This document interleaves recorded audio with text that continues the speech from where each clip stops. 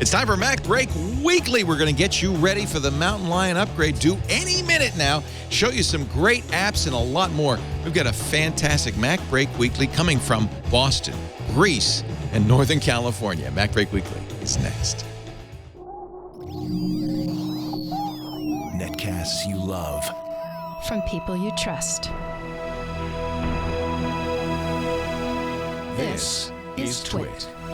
Bandwidth for MacBreak Weekly is provided by Cachefly at CACHEFLY.com. This is MacBreak Weekly, episode 309, recorded July 24th, 2012. It's not even good leather.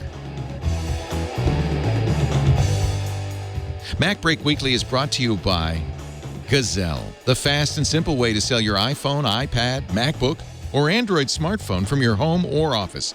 Find out what your gadget's worth at Gazelle.com. And by the new Squarespace. Squarespace introduces a new content management system, making it faster and easier to create a high-quality website or blog.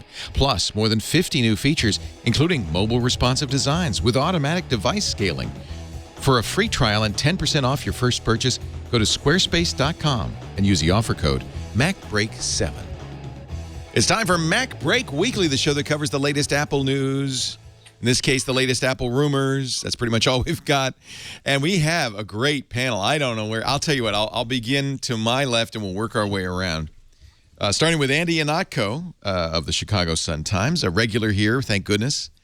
His hat has fallen off. No, see, the reason why I almost always wear a hat is because Tuesday mornings are incredibly busy. So it's rare that I've had a chance to fully shampoo and wash my hair in the morning. Whereas, fortunately today, a freak electrical thunderstorm woke me up at 5:30. Oh, God. And so I've been so tired all day today that the only way to keep awake and to keep cool in this 92-degree weather is to shower roughly every 2 hours. So this hair has been prelled and conditioned twice already today. Well, you look great. In fact, I think a lot of people think you wear the hat because you have no hair, but no. You have a nice bouffant going there. No, although a side effect of the hat when I was 18 or 19, realizing that, gee, I like this hat, I like wearing this hat, but if I keep wearing this hat, no one will ever know. Andy has hair, and we have a show title. Great to have you once again, Andy. Also here, and this shocks me because we did not expect this. We actually thought we were going to Skype Mr. Alex Lindsay back from Australia. It's good to be back. How was it down under? It was great. It was good. This is my first time in Australia, and so I was in Sydney and Melbourne. The nicest people in the world. Oh, it was just great. They're friendly. They're warm. They love to party. I didn't party too much, but we did have a lot of beer. There was a lot of beer drinking. A lot of beer. Mixed drinks are not as popular, but the beer was very popular and it was very good. You had a little mini meetup. What's this? What are all these? This is my You life. need all of these? This is my life. This is what I carry around. Someone was asking about this, so I thought I'd bring and show it to you. So this is, I can tell you, this is England. Okay, that's the UK. That's UK. This one is Korea? No, that's Australia. Australia has the tilted dual prong. We're looking at plug adapters. That one is either France or Korea. It depends. Yeah. There's a slight width difference between France and Korea. That one's France. Okay. And then this is... These are the plugs you need. And the good old US of A. These are all just adapters for your Mac. Just a little note that you can use these with it. You don't have to go out and buy like a transformer. You know what? I love it. Apple sells this travel kit with all of these. Yeah. And you slot it into the big, the big thing in the middle of your power cord, and look, he's got Australia on there, and it's great. You just plug it into the wall, and it does the voltage, handles voltage, no problem. All of these adapters use these will handle 110 to 240, no problem. Yeah. So, anyway, but Australia was great. 50 and 60 hertz. It's funny. The people in Melbourne were telling. Of course, the people in Sydney said that the people in Sydney were the nicest, and the people in Melbourne said that they were the nicest. They're all pretty darn nice. They were all pretty darn nice. It's really it was But fantastic. they're each equally drunk, and that's all that's important. It was just, both cities are just stunning. I mean, we were had a good chance to hang out with Mike Seymour, who has FX PhD, and just had a great time on the Bay. How long are you back for now? A couple days. And then you take you finally got your MacBook Retina. We'll talk about that in a second. But first, I got to introduce our far-flung correspondent from the Peloponnesus in Greece, Mike Elgin. That's right. It's the peripatetic, Mike Elgin. The sun is going down. Are you outside at a cafe? I am indeed. I'm in the town of Sparti, which is a tiny little town in the center of Laconia and the Peloponnese in Greece. I'm at an outdoor cafe with about 3,000 Greeks. And yeah, it's about 9:20 p.m. tomorrow. Or no, today. Still today. We've been watching the sunset. When we first started and we had to do some Skype finagling, it was the sun was still up, and now it's getting darker. It's beautiful. This is not vacation for you. This is your life. Will be up until the sun comes up again. This is not a vacation. That's right. I went full-time digital nomad. That's right. Do you have kids? And it's like they're grown. I have grown kids, and so they're on their own. So hopefully they'll survive. But no, it's great. My wife and I have been wanting to do this for 3-4 years, and then catastrophically, she went and got a big job. So that kind of sucked, and now she's left the job, and we're pursuing our dream of living wherever. That is so great. And because you're a writer. You can file from anywhere, and I presume nowadays because of the internet, you can follow stories anywhere. You could be anywhere. Absolutely, and in fact, I have more time to do it because I don't have a house to deal with. I don't have a commute taking up an hour or two of my day every day. So it's actually there are huge advantages to doing this from a career point of view. Wow. The other thing I'm really looking forward to is I normally don't attend the European conferences like the wireless conference in Barcelona and CBIT and so on. I've been to CBIT a couple of times, but normally I don't go. And now I'm just going to go to all the European conferences, and I'll be back in the U.S. for the major U.S. conferences as well. But so far it's just been fantastic. Oh, it's just great. So from now on, I guess Mike will be joining us from somewhere new and different. From somewhere, yeah. Well, it won't always be Greece. No. We'll be here for about 3 months probably, and then we're probably going to go. We may go to Nairobi, Kenya next, but we don't know yet. We haven't decided. God, I'm so jealous. Hey, we have a house in Rwanda if you want to visit. Just saying. You want to go to Rwanda? Alex is inviting you. I have a school. I've heard a lot of things about. Yeah, absolutely. This has become very global. Alex offered Andy your apartment, the Pixel Core apartment in London.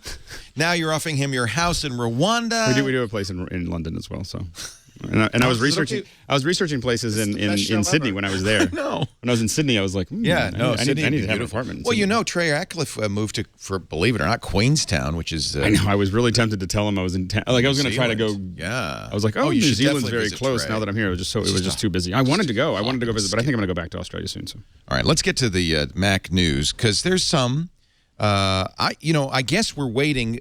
We had thought that tomorrow would be the day Mountain Lion would come out. Today, after the show, of course, Apple will have its quarterly. I find it very interesting that Apple is releasing it like right after the show. They do that every year. They have when the stock market closes right after the show. Right, that's when it's Microsoft did the same thing to Windows Weekly last week. We just kept the show going until we got the quarterly results. I don't think there's any reason to. I think we know what Apple's going to say. We made a bucket load of money. We sold a crap ton of devices. Turns out that the iPhone is a success. And now I guess sales are slowing a little bit from some reports from analysts. The sales are slowing as people wait for the iPhone 5, but that's always what happens. Well, and they're saying, the analysts are also saying that iPhone 5 they think is going to sell, is it 40 million? Is that right? It's really interesting that the analysts seem to be converging on this idea that the iPhone 5 is going to be the most successful iPhone ever. Right. I'm not sure why. I guess pent-up demand, people who had iPhone 4s skipped the iPhone 4S because it was a 2-year. Well, isn't this the first, full jump up where all the carriers are involved? So I think that's the other thing is that they were all coming out in pieces. Verizon, and Sprint are all going to have new ones, and globally, and Cricket, and there's So the thing is it's the first time they're able to launch worldwide all at one time with a big update. The 4S was the half update. So Mike Elgin, your prediction: how big will the crap ton be? And I think there's a lot of Well, first of all, I think that the other thing is a lot of people are ready to upgrade their phones. They've done their time. They've done 2 years. A lot of people have had an iPhone for quite a while, and I think the iPad and the iPhone I hate to say it, but the death of Steve Jobs and so on has sort of focused a lot of attention on Apple these days. And I just think it's going to be the most massive. I mean, you remember all the disappointment with the iPhone 4S that it wasn't the 5. Everybody wants the next big jump.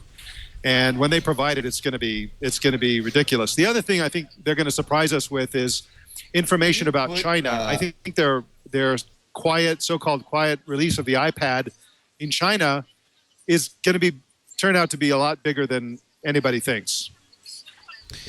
How about you, Andy? You agree?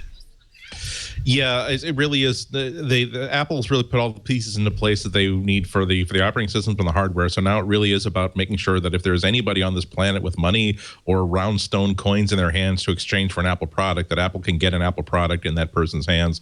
Their aggressive move into China, it's just not even. It's not even a matter of debate. I mean, they really, really want that market, and they're really all set to do a really good launch there. So I think we're going to see some good numbers from there.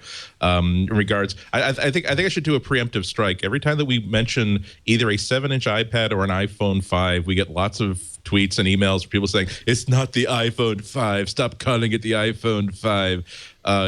I do believe that maybe this is the iPhone 4S is the last time that Apple actually puts a number next to a phone. But realize, people, that these are pretend products. These are imaginary products. We don't know they fly, and they're made out of graham cracker crust at this point in our minds. So we can call it whatever we want. But yeah. The reason I do think that the next iPhone, for lack of a better word, is going to be a lot bigger, because if rumors are true to form that this is finally the iPhone with the larger screen, people don't like to have to sit in for a technical description of why this phone that looks just like last year's phone is actually much better on the inside than the model that preceded it. When you can show them this has a bigger screen, sold. But I didn't tell you about the new CPU. Sold. Shut up and take my money, as the meme goes. By the way, the full name is the putative iPhone 5, but we ask you to impute the putative whenever you hear it. Otherwise, we sound like idiots. So the new iPhone, we could say that safely. Le iPhone neuf. Neuf. Nouvel iPhone. And I'm hoping that someone at Apple listens, because I think that packing the iPhone in graham cracker dust would be... That's not a bad idea. That'd be fantastic. It would give you a little... It would keep it protected, and then there'd be like a little snack at the end. You know, I think... I mean, it's a lot of work to get those boxes open. Apple will probably put another magic dot inside and say, "Oh, I'm sorry, we would swap this out for you, but this dot says that this has been packed. This has been washed in graham cracker dust. We don't support that." I suppose if this were a serious news program, we would have you now all predict what Apple's earnings will be later in the day. Blah blah blah. Screw that. I want to know: is Apple going to announce, as they did last time, that tomorrow Matt and Line will be available? You know, last time, a year ago, I thought we already knew that tomorrow Line will be. We don't know anything. Oh, okay. I thought the 25th was the date. Nobody has said that. They said in July. Okay. Hasn't been announced, but I have seen lots of indicators outside of the ones that have been made public that tomorrow's the day. I'll be very surprised. Yeah. I'm the reason why I'm so bummed that I got jolted out of bed at 5:30 this morning is that I'm now very sure that I need to finish my review today if it's going to be in the paper tomorrow. Oh, interesting. Okay. I'm sorry. When I say on the Sun Times website, because if I were to file it today and it got printed tomorrow and I was wrong, I'd be in big trouble. Right. You have to wait. You have to wait for that one. And apparently, according to 9 to 5 Mac, Mountain Lion has been ceded to AppleCare reps, which you would expect, in coordination with AppleCare operations. This is a email. It'd be pretty good to fake this. I think this is probably the real thing. This email is provided to AHAs. That's the AppleCare reps. In advance of Mountain Lion's official release, copy the code below into the redeem section of the Mac App Store, and the Mac you wish to upgrade to Mountain Lion, your download will begin automatically. We do know that the Ready to Manufacture came out, the Gold Master. I mean, there's no reason not to think it'll be coming out tomorrow. So, let me ask this esteemed panel. First of all, you're in the Peloponnesus. Can you get it, Mike Elgin? Well, I'm going to find out. I mean, I haven't tried yet, but I would imagine I would. I mean, I don't see why I wouldn't, but I should try that. In fact, I'll do it during the show. Yeah, because it's going to be tomorrow in a few hours. You should get it before we do. Well, you know, but I have the one laptop, so Oh, that's a brave thing. Alex, you have contacts in Australia. They're as far as anybody can get. Yeah. Wouldn't we now? I would. Well, okay. I think it's middle what's of the going to night in happen Australia is, right now. Yeah. What's going to happen is they'll do the call at right after the stock market closes, about 4 p.m. Eastern, 1 p.m. Pacific, and they'll announce it at that call, on the call, and then the code will start to push to the App Store probably almost immediately for New Zealand. Because I don't think they want to have a conversation. I think part of it is that I would doubt they want to have any conversation about it. Right. They just want that after. to. Right. Yeah. So that's when the flag goes up, and that will be probably in the morning in Australia. People get up and say, "Good day, mate. I'm a mountain lion." Anything we should be doing to prepare right now? First of all, should Mike Elgin be doing it on his one and only laptop? And his one and only connection? I don't know. Unless he has a really good very connection. Tempting. Yeah, I vote no. This is one of the most based on reports that have been published. This is and also on public statements that Apple has already made about Mountain Lion. This is a big update with lots of critical fundamental changes to it.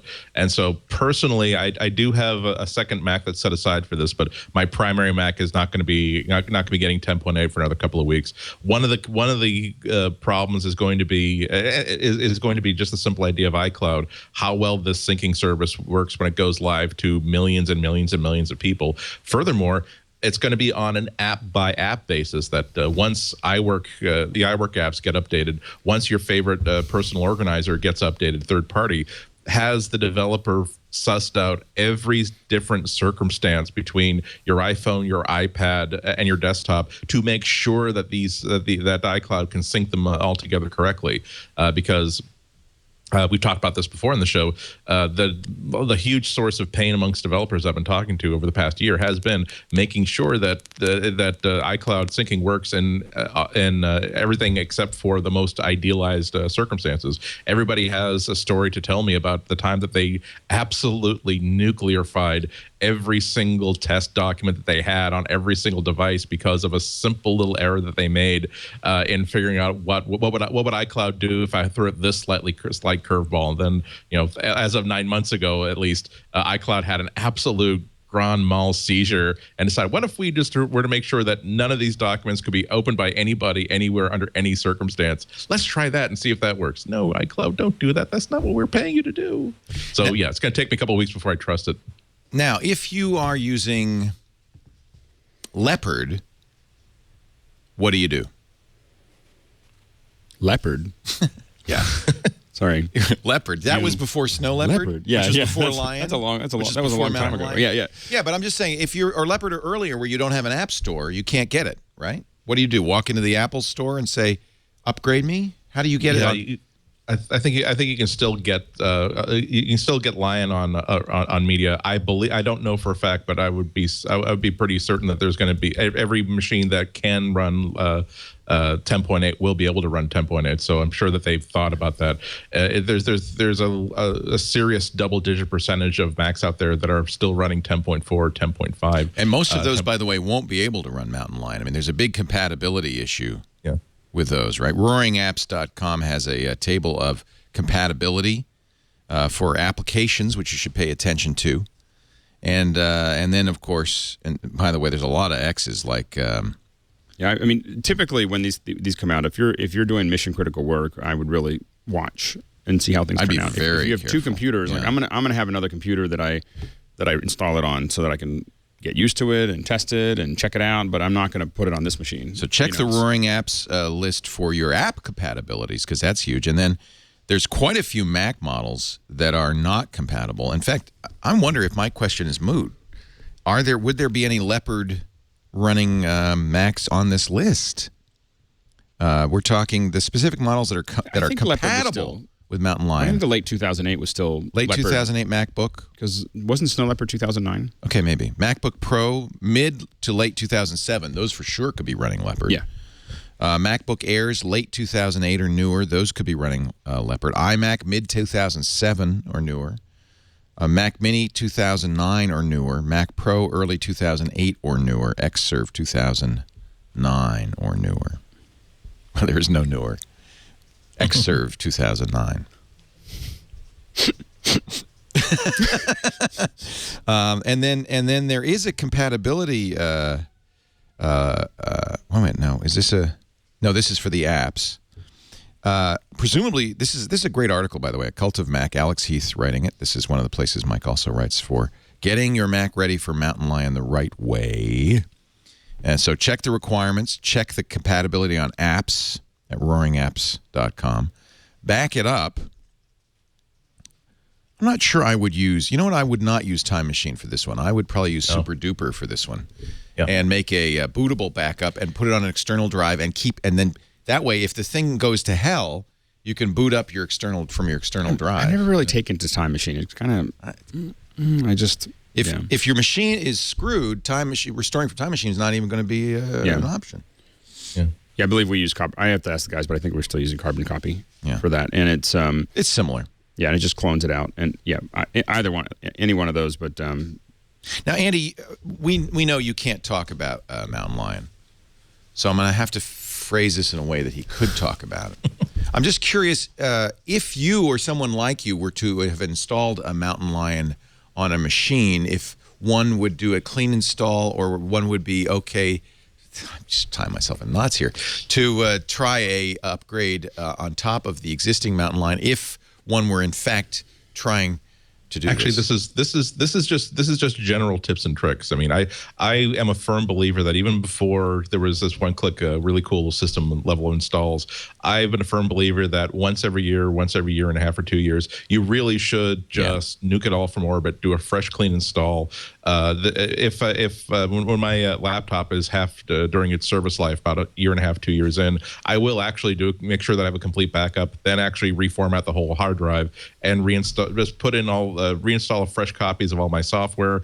The rule is, though, that I only reinstall apps as I need them, because that's the only way to make sure that after a year and a half you install. There's so many documents and so many files and things on your and apps that you don't actually need. You used it once a year ago, and I'm always shocked that I'll have another 90 to 100 gigabytes left on this 500 gigabyte hard drive by doing that clean install. But it's not as necessary as it once was, because you can do a really good. Apple really has re-engineered the upgrade process to make it only marginally more complicated than updating an app. So you can just go into the App Store, click on, make the purchase, click a button, if this works the way the previous updates have worked, by the way, and just walk away for a surprisingly short amount of time and come back to a working install of 10.8. So I wouldn't say that it's absolutely necessary to do. Realize that a clean install and the sort of things that I'm advocating can often take like hours and hours and hours, if not the whole day. So not necessary, but definitely recommended, especially if you're installing this on an older machine, something you've had running for a couple of years. I strongly suggest every time I move to a new operating system, that generally means, unless it's like brand new, like if you got a brand new Retina, what are you going to do with that one? I'm going to leave it the way it is for now, probably for the next 3 months. You're not going to put Mountain Lion on it. No. I have to do work on this. I'm going to do it right away. I'm going to do it as soon as it's available. I'm going to do it this afternoon. Well, and things, I deal with a lot of stuff like Skype. On all my machines. Yeah, exactly. I am. I'm serious. You're crazy. I don't care. I know. I do. If one goes bad, so what? Things that use the CPU and especially the inputs and outputs like Thunderbolt and stuff like that. That stuff tends to be a little bit more sensitive. So whether it's Hangouts or Skype or other things like that, those things tend to be a little bit more sensitive to upgrades and compatibility. I don't issues. care. Well, I know, but I do. I'm a rebel. I do. I'm going to do it, and I bet you 99% of the people watching this show are going to do it, even though they know it's the wrong thing to do. They're going to do it anyway. You're all crazy. How about in the audience? You're all going to just, as soon as Mountain Lion's available, boom. Here's to the crazy one. Yeah. You know what they say? You know what they say? They're all looking at me like, you're wrong. You know what they say? It's if you're one step ahead, you're a leader. If you're 2 steps ahead, you're a martyr. Here's one thing that is really I don't know how many steps ahead I am. installing the day it's other. released is 2. So here's one thing that's really handy to know. If you are running Lion, I guess this would be true of any system that's capable of Lion. There's a Lion internet recovery that you can use. So even if you mung everything, first of all, always back up your data. Yeah. But any other pieces that you didn't get, that you didn't make yourself, that are one of a kind, one-off stuff you got to back up. But if you really mung it up, you can restart your machine with a Command R, right? Well, there's a recovery partition that can boot up the machine. You won't. That's not the same as recovering your entire boot partition. Recovering your entire directory. But then there's this cool thing that you can restore it from Apple's servers. You can restore the operating system install from online, because the recovery partition will let you boot locally. You can even boot slightly off of a network if you need to do that. It really is designed to make sure that you're not left high and dry, particularly if you're using a MacBook Air or something that doesn't have internally the ability to just stick in a CD. You might not even have your USB recovery chip with you. And so that's really what's designed to cover. It really is, though, like an emergency ejection seat. You don't want to have to use that unless the alternative is guaranteed fireball death. Why? So Why not? I mean, I'm getting a clean install from Apple's servers. I have backed up my data. Remember, I stipulated that. It's much better to have made a local backup on a hard drive and be able to perform that restore locally, rather than try to use these emergency services to resuscitate your Mac, because that's kind of what this service is designed to do. It's a resuscitation tool. Plus, if everybody's doing it tomorrow, you don't want to be the one that's waiting for the service. I mean, it's so many things can go wrong when you do an operating system level update. Just a couple days ago, I earned a free loaf of zucchini bread from a neighbor because they were trying to install an Apple update, and it went to blue screen like over and over and over again. Oh. And it was one of those things where if you have another drive standing by because you did a backup before you did something that's serious, worst case scenario is you go out, you see the Batman movie, you come back and everything's fixed, but because you did a restore. If you don't have that backup, you can still get everything back, but now you're dealing with like a hands-on process or a trip to the mall to visit your Apple store. So our advice to you then would be bake some zucchini bread now. Get my email address. And get Andy's email address, just in case. I will say that if those of you who have Amazon.com and who have Amazon Prime, you can get a full capacity backup hard drive to cover your existing hard drive. It will cost you what, like $3.99, $2.99 for next day delivery. Order it today. It'll arrive tomorrow. Download a free copy of Super Duper, which you can just do a one-click backup. That's a great thing to have. If you have an external drive, or even a USB key, because how big is it? I mean, how big is your hard drive? I guess it might be too big to do that. Probably bigger than USB key. But I mean, the fact is that these external pocket size hard drives are just so damn cheap. You can. I mean, if AOL were still an ongoing concern, they would ship like half terabyte hard drives, USB 2.0 to every doorstep with the AOL logo on it now. So I mean, if it really is worth like the $50 or $60 or $70 it'll cost to get one of these external drives, to just once a week or so put it on your schedule. Remember like this: every time you brush your teeth, do a full backup using Super Duper, and you'll be fine. I just rebooted my 11-inch Air. This is the older Air, and restarted it and held down Command and R, and this is what boots up. Now this is from the local recovery. Can you see that? You can't chat, unfortunately. I don't know why. Maybe I could, wait a minute, stay there. I could drag that over. You're on the second screen.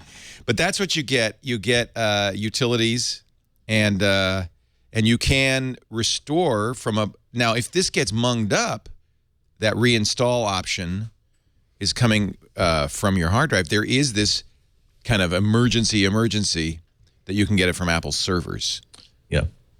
And this really is one of the things that in an ideal world 10.8 will be just legions ahead of 10.7 and 10.6 in Windows, because in an idealized world, like let's say this time next year, after all the problems have been worked out, you will have purchased all of your software through the App Store. Yes. So that's safely offsite. That's the beauty, right? All of your documents are reinstall everything.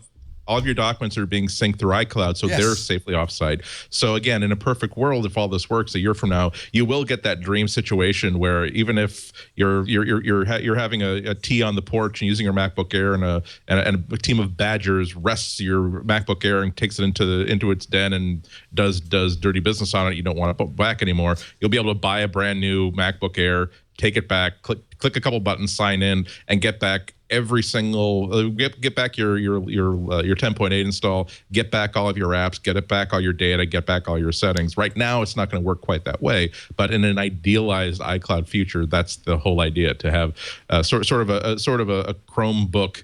On a Chromebook only, where you actually have possession of your files, and Apple's just simply quietly making sure that there's a copy of it someplace else automatically. Now, the reason I said don't do it from Time Machine is in case of this worst case example. Yeah. Time Machine is great for rolling back documents. It's great for put this back to the status it was in 2 days ago. When it comes to doing a full restore, it can certainly do that, but an app like Super Duper is optimized for back up the whole thing, restore the whole thing, and do an incremental backup and do an incremental restore. It's much better than Time Machine. I got to say, when I got this machine right before I left for Australia, and I mean, literally, I was only home for like 36 hours, and so I came in, opened up the machine. Isn't that nice? You opened up the App Store. I just went, and I didn't hit all of them because there's some of them I found I'm not using, but I just went down and just went like this, and then I went back to packing and doing other things, hanging out with my kids, whatever. It came back, it's all ready to go. Really nice. It was just. And then I've been using, I mean, yes, eventually iCloud will solve this, but you could use Dropbox or Carbonite or some other solution for your data that makes it just as easy to do that. Hey, Chad, could you show my screen again? I can't get out of this because only you can see. Okay, what is? Would you zoom in on that? I don't know what it's saying now. Cancel. Are you sure you want to quit? Yeah, restart. Okay, where's my mouse? I think you just hit return. I think Is it return? Okay, thank you. You saved me. I couldn't see it. I'd moved it off screen. Now I'm rebooting, and I did not erase anything, so I'm just going to come back the way it was. Gosh. So, anyway, we're very excited. We talked last week, and I hope you saw that. If not, go back and watch about the main new features in Mountain Lion. They're fairly significant. This is not a minor upgrade, despite the naming, which implies minor upgrade. It's a great update. I think it's going to be a good update, and I think you're going to want to put it on your Retina before anybody does. Well, no, because it's got Retina specific stuff. I know, but I need to test some things first. I know it does. It's supposed to fix the resolution issues and all that other stuff. But I have to tell you what. I'll do it, and you can just. I'll watch. I'll be either the leader or the martyr, one or the other. We're not undecided. Exactly. And usually when it's not like a production ready machine like this one is.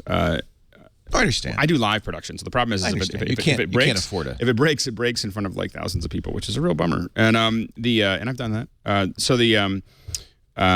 But the other thing is typically on my other computers, I'll always upgrade one quickly because of the show. But outside of that, I usually wait for the second update. so there'll be a patch. So Apple releases the OS. And within a week, there'll be a patch, right? And that patch was like, that's the one you're waiting for. Yeah, whoa, yeah. As soon as we, and then there'll be, and that's the gamma testing. That's what we tend to call it. There's a gamma that's there's alpha testing, which is just internal, beta testing, which is external, and gamma testing is when you actually buy it and screw it up. I think this is germane for people who use their Macs for production. So they'll patch it, and then they'll patch the patch, and patching the patch fixes whatever the patch broke when it, and so how long do you wait on that chain? Usually that happens in the first 2 or 3 weeks. You don't want the first patch. You want the second patch. Second patch, because the first patch will break other things. And the second patch could break things too. It will, but it's less. It's fewer things. It very quickly drops to we're just doing security. You don't want to wait till Delta. What? Alpha, beta, gamma, delta, epsilon, zeta, eta, theta, iota. Gamma. How about wait to kappa? Or lambda. Exactly. I'm gonna wait. I like to wait until it's almost obsolete, and then I just update. I was like, and then I say, oh well, if you just stay a year behind everybody else, it'll sort itself out. Mike Elgin, we lost you briefly, but we got you back. It's now dark in the Peloponnesus. Mike, are you near Sparta? I am in Sparta. It's now called Sparty, but I am in the town of Sparta. Wow. This is Sparta. Do you just walk around just saying? Well, it's kind of interesting. In the Middle Ages, they dismantled the ruins of Sparta to build a big walled town called Mistras, like 5 miles away. And I went there today, and you could see all this like Spartan marble, like embedded into the walls. It's pretty crazy. And isn't your wife writing a cookbook called The Spartan Diet or something like that? We lose them. Aren't you on the Spartan diet? There's a lot of latency. Oh, this is gonna make me sad. Yeah, there's a lot. I'm sorry, it's very choppy. I didn't get that. Isn't your wife writing a Spartan diet cookbook? All I'm sounding That's like. right. We're finishing the book while we're here. So Awesome. doing a little bit of research, and part of it is just because it's kind of awesome, but part of it is just to do a little research here, and but that's what we're working on. It's tax deductible.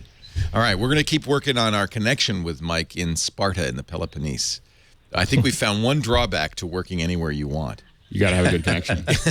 You should probably find a fiber connection. But every town is going to soon have that. See, I'm waiting until I can do TWiT from a boat.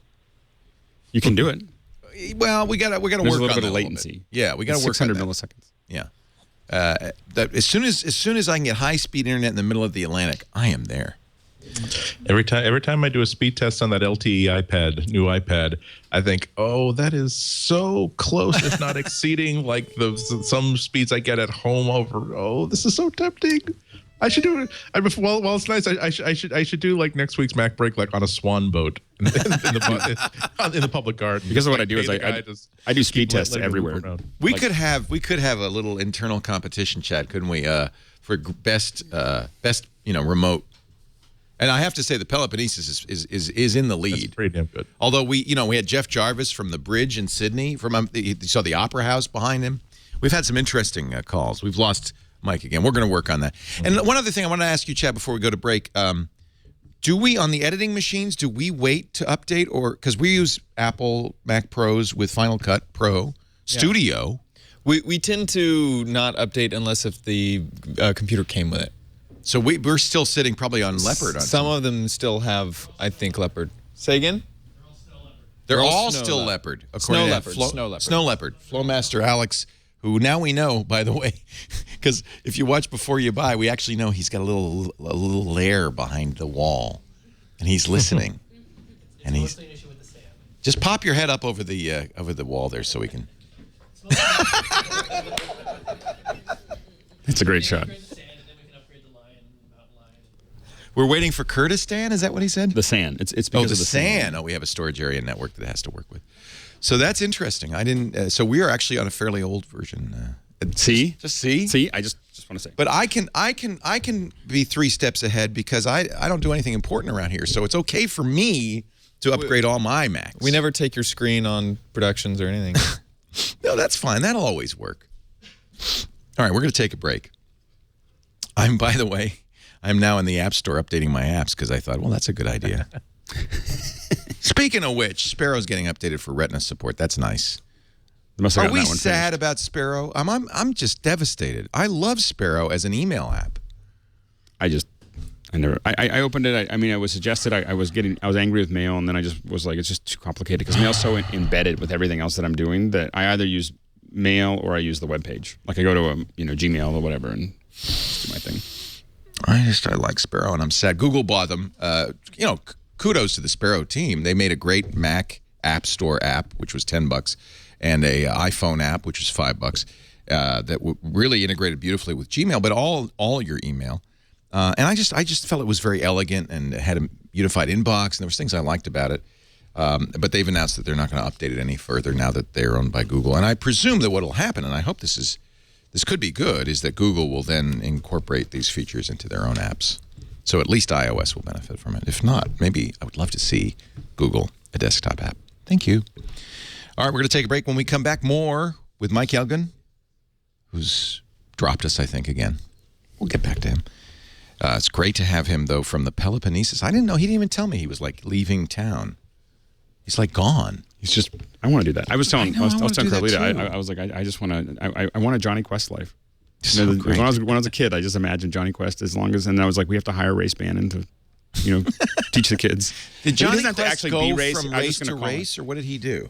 No, race was his like. No, I'm thinking of a Speed Racer, which was a similar. Johnny Quest his father was a scientist. They had the jet, and they had race, and race was like his security guard and and a teacher. Isn't that awesome? Like a teacher that can beat people up. It's just awesome. Alex Lindsay is here. Where are you going next? I'm just going to DC.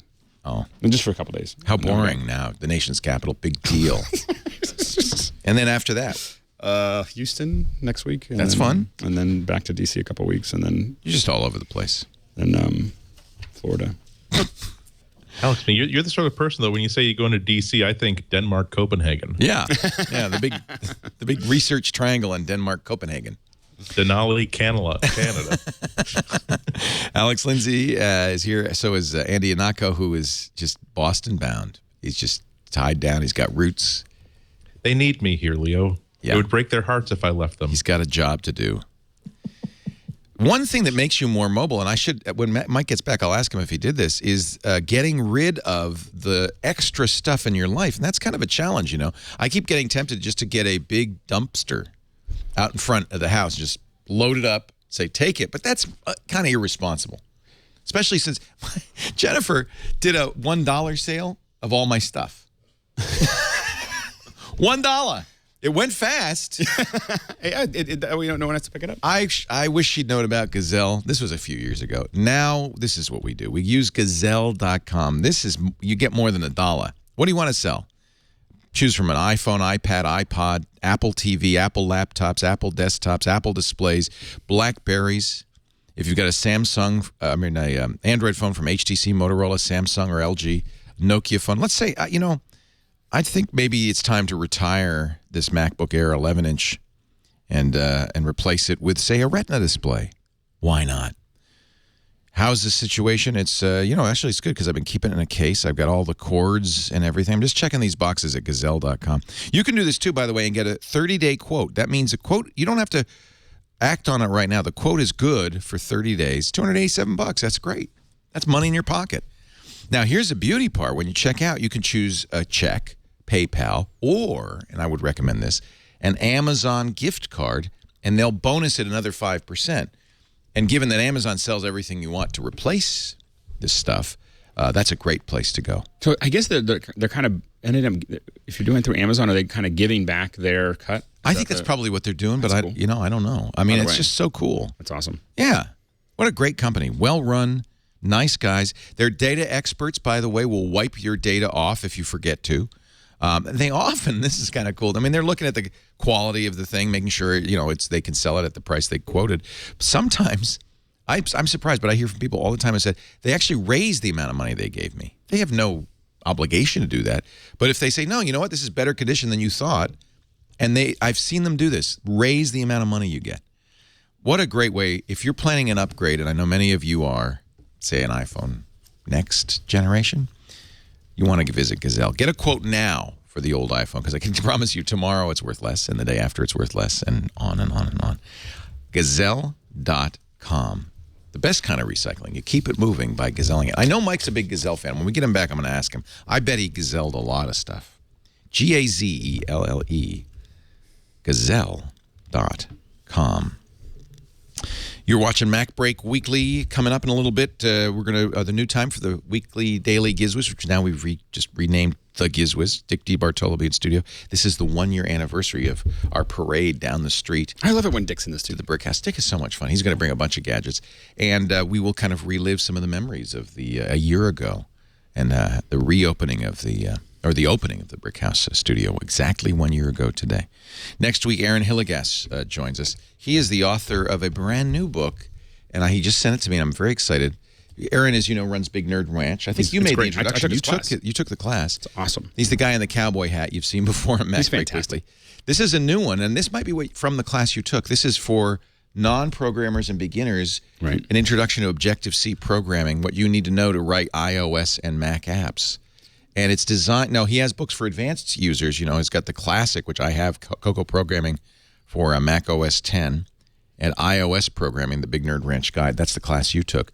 But this is new, Objective-C Programming, the Big Nerd Ranch Guide from Aaron Hillegas. I think these are some of the best books out there for it. Very, you could work your way through this, and you would be ready to write iOS apps and desktop apps. And even if here's the thing that I found useful is I took the class, works through the book, but you can ask questions and so on and so forth. But one of the things that I think worked really well was that now when I talk to programmers about what I want, you can speak their language, and I understand how hard something is. Like, this is going to be hard. That's not going to be hard. This is just calling a class versus they're going to have to write their own code.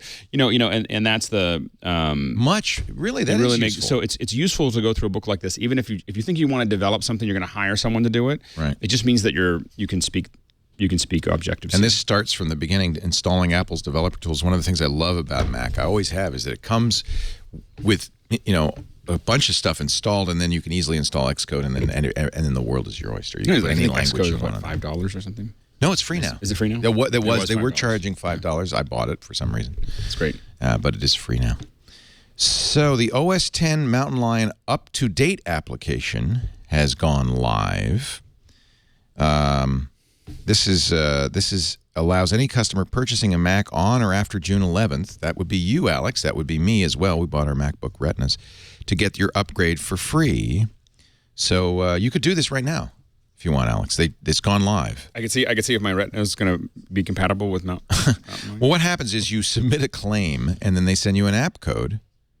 So I can do the upgrade. So you can do the upgrade for free. I guess I'll just get the claim, and then I'll just hang on to the claim. I would do it now. Yeah. Yeah. I mean, the fact that this has gone live. Well, wait a minute. Now, I just went there, and I don't see it live, but this is what 9 to 5 Mac was claiming. Yeah, maybe it hasn't. Maybe it's only live in some areas. It's not live for me. Okay. You got my hopes up. All right, let's talk about the new iPhone. We're still trying to get Mike Elgin back from the Peloponnese. I just like saying that. The latest, this is such bogosity, but Reuters now says, according to two sources, we got two now. Yeah. Oh, I mean, according to two sources, we have confirmation that the 19-pin connector will be the new connector. I'm also hearing from others that Apple will have an adapter. Of course, Apple's not saying. And even Reuters does not know whether the adapter will come with the iPhone or be an additional charge. I wonder. What do you think, Andy? I would, if I were Apple, I'd bundle it. You've got to respond to these issues. I would say that they would charge extra for it. I don't think they'd put it inside the box because it's just a piece of plastic. Yeah, well, we don't know that. If it's just pin for pin rerouting conduits, that's one thing. If there's a chip inside there to make sure that you're not pirating, that it's a new controller or something like that, that could be something else. Also, you look behind at every single box of every product that Apple has made. Have they ever included something recently that they don't feel is that you don't absolutely need? So that's the only reason why I don't think. Also, I do think that if there's a way to save $1.30 on every unit sold, they're going to save that $1.30. Did you, Alex, buy the Thunderbolt Ethernet? Yes. For your Retina? So did I. I did. What I wanted to do, though, is I went actually, that's actually where I was in the Sydney Apple store, was buying it, and I forgot that I needed one. I want the USB one, though. I don't want to use up my Thunderbolts with... You got two Thunderbolts. I know, but I use both of them. Yeah, actually, you probably don't need all that speed, do you?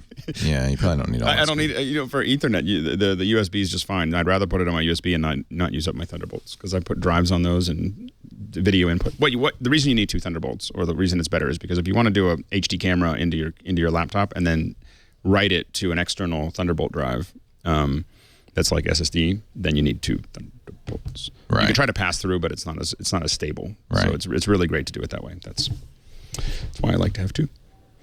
This is the best laptop ever made. I mean, they're all good, but I mean, I have to say that if anyone's on the fence, I got to tell you, it's the best computer I have ever used. Yeah, it's stunning. It's very expensive. It's stunning. Just so you know, do you think an iPad Mini will also come out when the iPhone next comes out? I'm going to call it. I really want one. I really want it. I'm really finding myself, not from a price perspective, but just from a usage perspective, I find that the iPad is just a little bigger than something that I carry around all the time. I realize I just use the iPhone a lot more than the iPad because I don't want to carry the iPad around. Right. I mean, I've had these smaller tablets now for many, many months. And now it seems, as a person who relies on my iPad for everything that I do outside of the office, I'm really now used to having a second screen next to the iPad. And when you have something like the Nexus 7, where for $199, I can have a second screen that will have like a web browser open or Netflix or something else like that, I wouldn't spend an extra $500, $600, $700 for that kind of a feature. But given that it's a more portable tablet, something I'm going to be taking out when I don't necessarily want to have my 10-inch, it really makes the case that this 10-inch iPad tablet can be that much more useful if you're now going to have it in a 2-screen configuration. So I having had more chances to use these smaller tablets has really, over the past year, made me rethink a lot of my assumptions about how people would use the 7-inch. I've always almost exclusively thought that the 7-inch tablets for people who either can't afford an iPad or can't make the case for owning it. Now I think that it would also make a great accessory for laptops, for full-size tablets. So it's really interesting to see how people would react to it, and I do think that I'd be at this point, I'll be kind of surprised if we don't see a mini iPad at the end of the year. Yeah, I mean, we're not kicking around the Nexus 7, and it's just a great little machine. I mean, it's really fun. And I really like that form factor a lot. By the way, apologies. Renee Ritchie writing at iMore was the one who had the story that the adapter, there will be an adapter for the new smaller. I have to admit, with the European regulations, I'm kind of surprised that they don't just move to USB. But I think it's licensing. Well, I and think, everything and else, I also think the 19-pin connector, they want more capability than USB can give you. Right. But you're connecting it to a USB on the other end. So, just as a test of this adapter theory, they did the same thing with the MagSafe on the Retina display. You got your adapter with you? There's I didn't know there was an adapter for this. Yeah. I didn't know that. You want to go to the Apple Store in Sydney again? Yes. We've got Mike Elgin back. It's a great now he's store. gone inside. I guess the cafe just didn't. Rely on public networks like that. As people were showing up at this cafe, I think they were using the Wi-Fi connection. It got really dicey. Yeah. But I'm back in my apartment, and I have a really good connection. So awesome. I'm glad to be back on the show. Awesome. I hope I didn't miss anything good. Obviously, you haven't watched On this this show show? much. We were just waiting for you to come back. No, I'm glad we got the cafe shot, and I think that probably makes sense that you probably did have to move in. But that was good to have it as long as we had it. Research says Samsung has sold 10 million Galaxy S3s, but the next iPhone is still the most wanted phone. This is from 451 Research. Change Wave. Unprecedented advanced demand, higher than any other iPhone model has had before. This confirms what you were saying, right, Alex. 14% of respondents said very likely. Let's try it here. Presumably people who are in our live studio. This is a survey of the 5 people. No, wait. 1, 2, 3, 4, 5, 6, 7, 8, 9, 10. 10 people in our audience today. They're here for MacBreak Weekly, so presumably they're Mac fans. How many of you are very likely or more to buy the next iPhone? Show of hands. 1, 2, 3. 30% of respondents. So 30%. From our scientific research here, we're going to say 30% of the United States is going to buy an iPhone, which means that's going to be 100 million. By the way, that's 100 million. Exactly. That's double the amount. I got to point out. The Change Wave said they said 14. We got 30%. And I would argue that it's not skewed at all by the fact that we're doing a Mac-based show. Not in the least. The audience. I mean, I don't know. Well, they don't say how they chose their people. Exactly. They don't even say. Also, like at the door, it's not like you were interviewing people and only letting in people who are iPhone users. So anybody could come in. You didn't do that, did you? Should have Alex? done. No, right. Should have. That would have been a good idea. Well, but here's the thing about this information and this idea about how well Samsung mini tablets and big phones are going to sell are based in a vacuum of Apple products in that space. I did an analysis last year, and if you look at like who's making money, the actual revenue and profits in mobile devices, all of the profits are smaller than the iPad and bigger than the iPhone. The things are the same size as the Apple devices, or bigger in the case of tablets, smaller in the case of phones. Nobody's making a penny. Companies are losing money. So all the competitive money is being made in that space. And that's why Apple is getting into that space with both the next iPhone and the next tablet.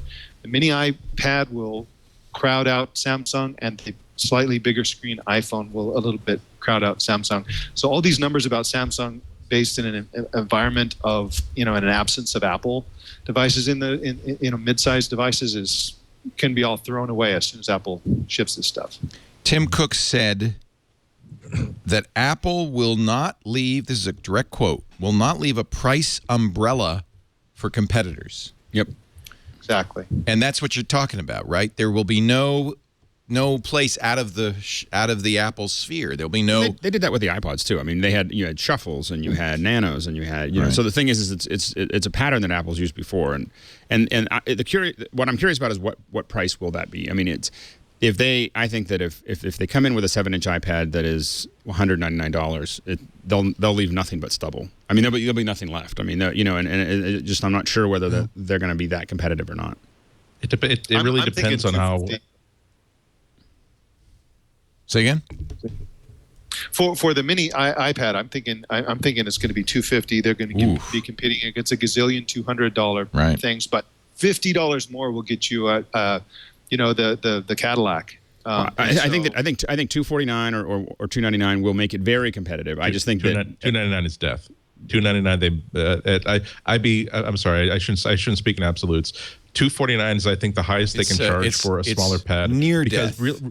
Well, I blurted that out, and I shouldn't have said that. What I mean is that I think that they'll have some challenges ahead if they price it that high. If they put that much of a price differential between a mini iPad and a $199 device of the quality of the Nexus 7. When you look at, there was another report I think that was got a lot of press over the past week about the difference between saturation of the iPhone in the United States versus Europe, saying that because the price of the iPhone isn't nearly as subsidized, nearly as cheap in Europe as it is in the United States, that's the reason why Android is maybe unnaturally higher adoption rates. So on the one hand, it does say that no, people aren't looking at Android and saying, "Gee, we like this as much as the iPhone."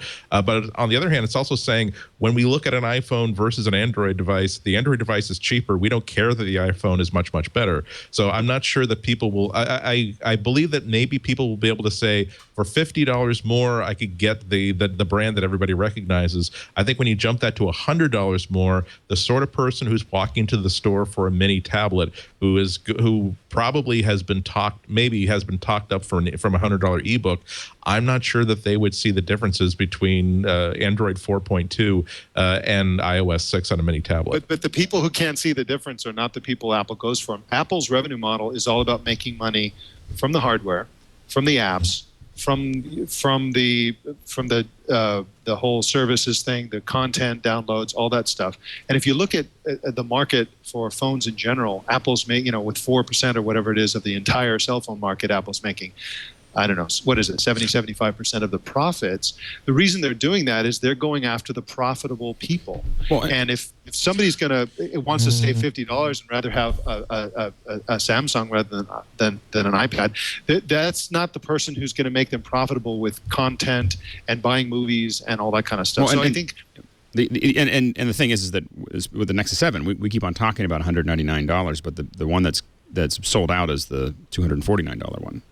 I mean, that's right. People wanted more memory. You're absolutely right. So those are the ones that actually sold. They went in thinking, $199, and they walked out with a 16 gig that's $249.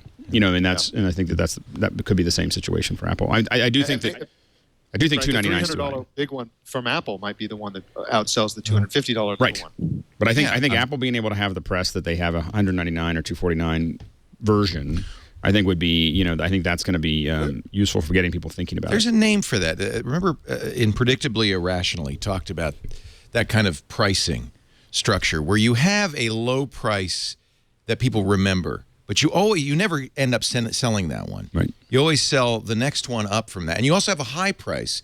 And the one, I can't remember what that's called, but there's a name for it. Read a good book if you've not read Predictably Irrational. But he's talking about, and the example he used was the Wall Street Journal subscription model, right, where they had a really cheap one, but and they put that there because you go, I could, for $15 more, I can get both the online and the print version. I'm going to do that, and they basically are upselling you without anything. And I bet you, I don't know if Apple's clever enough to do that. They're clever enough. I don't know if they feel like they need to, if they do that or not. Yeah. But it would be smart to have. They've never done this to my knowledge, but it'd be smart to have a $250 one, but the one you want's $300, right? Yeah. It is. I say the real smart is to have a figure out a way to make $199 that no one wants, or whatever. But I mean, having a $199 for the handful of people that really, you already have that. You have the touch. Yeah. I think there's an excellent reason why you can't buy an iPhone in the United States of America. You can't buy an iPhone for 1 penny more than what you can buy an Android phone for. I don't. I mean, there's Well, there is now the 3GS is free, right? There are different price structures for different volumes, but if you want to spend $200 for an iPhone, if you want to spend $99 for an iPhone, if you want to get an iPhone for free, all those bases are covered. I'm just saying that I'd be surprised if they could get away with charging 50% more for a iPad Mini than for a comparable, which what looks like to be comparable in every way, shape, and form, a Google-based 7-inch tablet. Yeah, and, well, and maybe it's a lack of imagination on my part, and I do understand the idea that you want the people the people that you want to invite into the tent are the people who have the money to spend once they get inside the tent. But I think that this is a really much more consumer-y device than the iPad is, and I think that different rules are going to apply. Well, and I think that's just my hunch. And for people a lot of people are wondering why is it important that Apple takes care of that lower market, and a lot of it has to do with standardization. I mean, one of the when you're that leader and you have a lot of people using your software, it's easier you have more developers, you have more cases, you have more all of these other things, and that is a factor that affects all of your sales. And so I think it is important that they find a way to, I mean, for Apple, it is important for them to find their way into that market to make sure that it doesn't dilute from their perspective. I mean, I don't from Apple's perspective, I think it's important. I think also the elephant, it's not the elephant in the living room, that's a wrong cliche, but the sort of unappreciated factor in all of these 7-inch or thereabouts tablets is the children's market. And I wrote a column about this recently. Both the Android space and Apple are going to be going after kids. I think that the little tablets... Well, and not just kids at home, kids at school. I mean, the thing is, I think the school market is a massive market for Apple, and I think that they got that exactly right. And I talked to educators about this, and they won't send kids out the door with a $500 iPad that they're going to get mugged over. Right. It's a very desirable consumer electronics device, and it's just a safety issue for the kids. A $250 device is something, and they're going to get discounts. School district's going to be buying, 3,000 of these things. The price is going to be $175 or whatever, and they're going to be happy to put those in kids' backpacks and send them out the front door. I mean, $199 7-inch iPad is Apple's OLPC. I mean, it's the same. I mean, that's something that that's what they're doing. When Author came out, we kind of talked about that. We said, hey, that's a great start, but how? Okay, so you're going to have textbook authoring, blah blah blah, but you got to have a low price product to put that into everybody's hands, because most schools are not going to spend $500 minimum. And this is the time, because all the schools are trying to figure out what. I mean, we deal with a lot of schools are trying to figure out where curriculum is going to go over the next 10 years. Everyone knows that it's broken. Everybody knows. I mean, we're now like past the. Do we keep it the same or not? This is the time that we're going to change it. So a lot of schools are going to make the decision over the next 10 years how they move technology into the classroom. And this is Apple's chance to do it, or Android's chance to do it. I think that Apple's better positioned, but if they don't find a better price point, it'll be an Android That's market. Interesting. I never thought about the education market. We're talking that's a really good point. Hundreds of billions of dollars. Yeah. We're not talking about little numbers. And it's the key to their publishing dominance. It is. As well. Yeah. Like you mentioned. I have to think that at some point when Apple went into Pearson and McGraw-Hill and all of these textbook publishers, they said, we're going to make an iBook Author, but you might also want to know we're going to make a device for schools, right? That will make it more affordable. I think that's the missing piece, isn't it? We said that during the announcement. I mean, coming out in the fall. I mean, it isn't the right sale time. I mean, the time to do it if they were trying to sell it into this year would have been now. Of course, April or May. Yeah. But no, you're right. My kids' school's already made that buying decision for freshmen long ago. But what it does is it sets it up so that they're having a 2013 conversation with something that's matured and successful. D. Flora says something interesting in the chat room. Why do you think Apple went back to ePeat? Because many school districts require recyclable. But those aren't going to be recyclable. I mean, it'll be. That's true. They won't be EP. They'll never make it. They'll never get EP. Yeah. So, the other sort of free floating question that I was having, especially when I was looking at the Nexus 7 pad, is would Apple screw up a mini iPad? The Google had really nothing to lose when they were putting the feature, and ASUS when they were just putting the features into the smaller pad. So much so that there's very little this little tablet can't do. It really is a full. And there's an interesting thing for recyclability. You could pry the back off of that and detach the battery. Mm-hmm. It's got a removable, replaceable battery. You could detach a lot of it. That one is not glued down. That's kind of interesting. So there's that. And there's also I don't feel as though this is a chilling concern, but would Apple do that sort of really horrible, like, person in a black t-shirt against a white background speaking through tented fingers saying, we reconceive the tablet for the 7-inch form. There is no on-screen keyboard because you do everything via voice. There is no Wi-Fi because it's all near-field communications instead. Like, yeah, but that tablet sucks that you just described. Why didn't you just build an iPad that's smaller? We've been asking for an iPad that's smaller. You're welcome, customers. No, don't tit your fingers. Tell us why you didn't make this a functional. I want to be able to use iWork on this. Andy's on a roll. We're going to take a break. We got more coming up. Andy Ihnatko, Mike Elgin, Alex Lindsay. We got picks. We got tips. Leo Laporte. But first, I got to tell you, I'm so excited. The new Squarespace is here. The new Squarespace is here. Squarespace 6, we've been waiting for it for some time. And they have shipped, and I got to tell you, this is a huge revolution. Everything you need to create an exceptional website, plus a free trial that requires no credit card, that makes it so easy to take advantage of these new features. Things like the new responsive design. This is the state of the art in web design these days. That's what we use. Yeah, a site now, you don't have a separate mobile site. That's so 1999. You have one site that works on all platforms, whatever the size. The ease, and one of the ways they do this is they process every image into multiple sizes automatically for you, so that when you resize the device, resize the page on a different device, you get the best image size for that device. It's so slick. This is all automatic, by the way, for a blog, for a photo portfolio, for an art portfolio, for e-commerce. It couldn't be easier to set up a page, drag and drop, to make everything work. If you know CSS, of course, the sky's the limit, but you don't have to completely redesign that page to make it work. Their importers from Tumblr, WordPress, and Blogger mean that you don't have to, when you try this new site, you just get all your data over, including all the links, all the SEO, all the comments. You could post directly from the web or with their great Android and iPad and iPhone apps, which not only let you post, look at this, how they integrate the maps in. Isn't that sweet? But also let you do stats. Well, the great thing is that it's super easy to update and work with. And if you're geeky and you want to add a lot of customization, you can do that too. So you're not limited to only what you can do with the WYSIWYG. You can actually, we have a lot of custom code, e-commerce, everything else built into both DB Garage and Pixel Core, and those are both sitting on Squarespace. Now, you may be concerned, the new Squarespace 6, how do I use it? They've got at workshops.squarespace.com webinars for everybody, free interactive classes so that you can learn all about this. I got to tell you, this is the time to go to squarespace.com. You've heard us talk about it for so long, and try it for free. Click that green button, the try it free button. Is it still green? Actually, I have to look.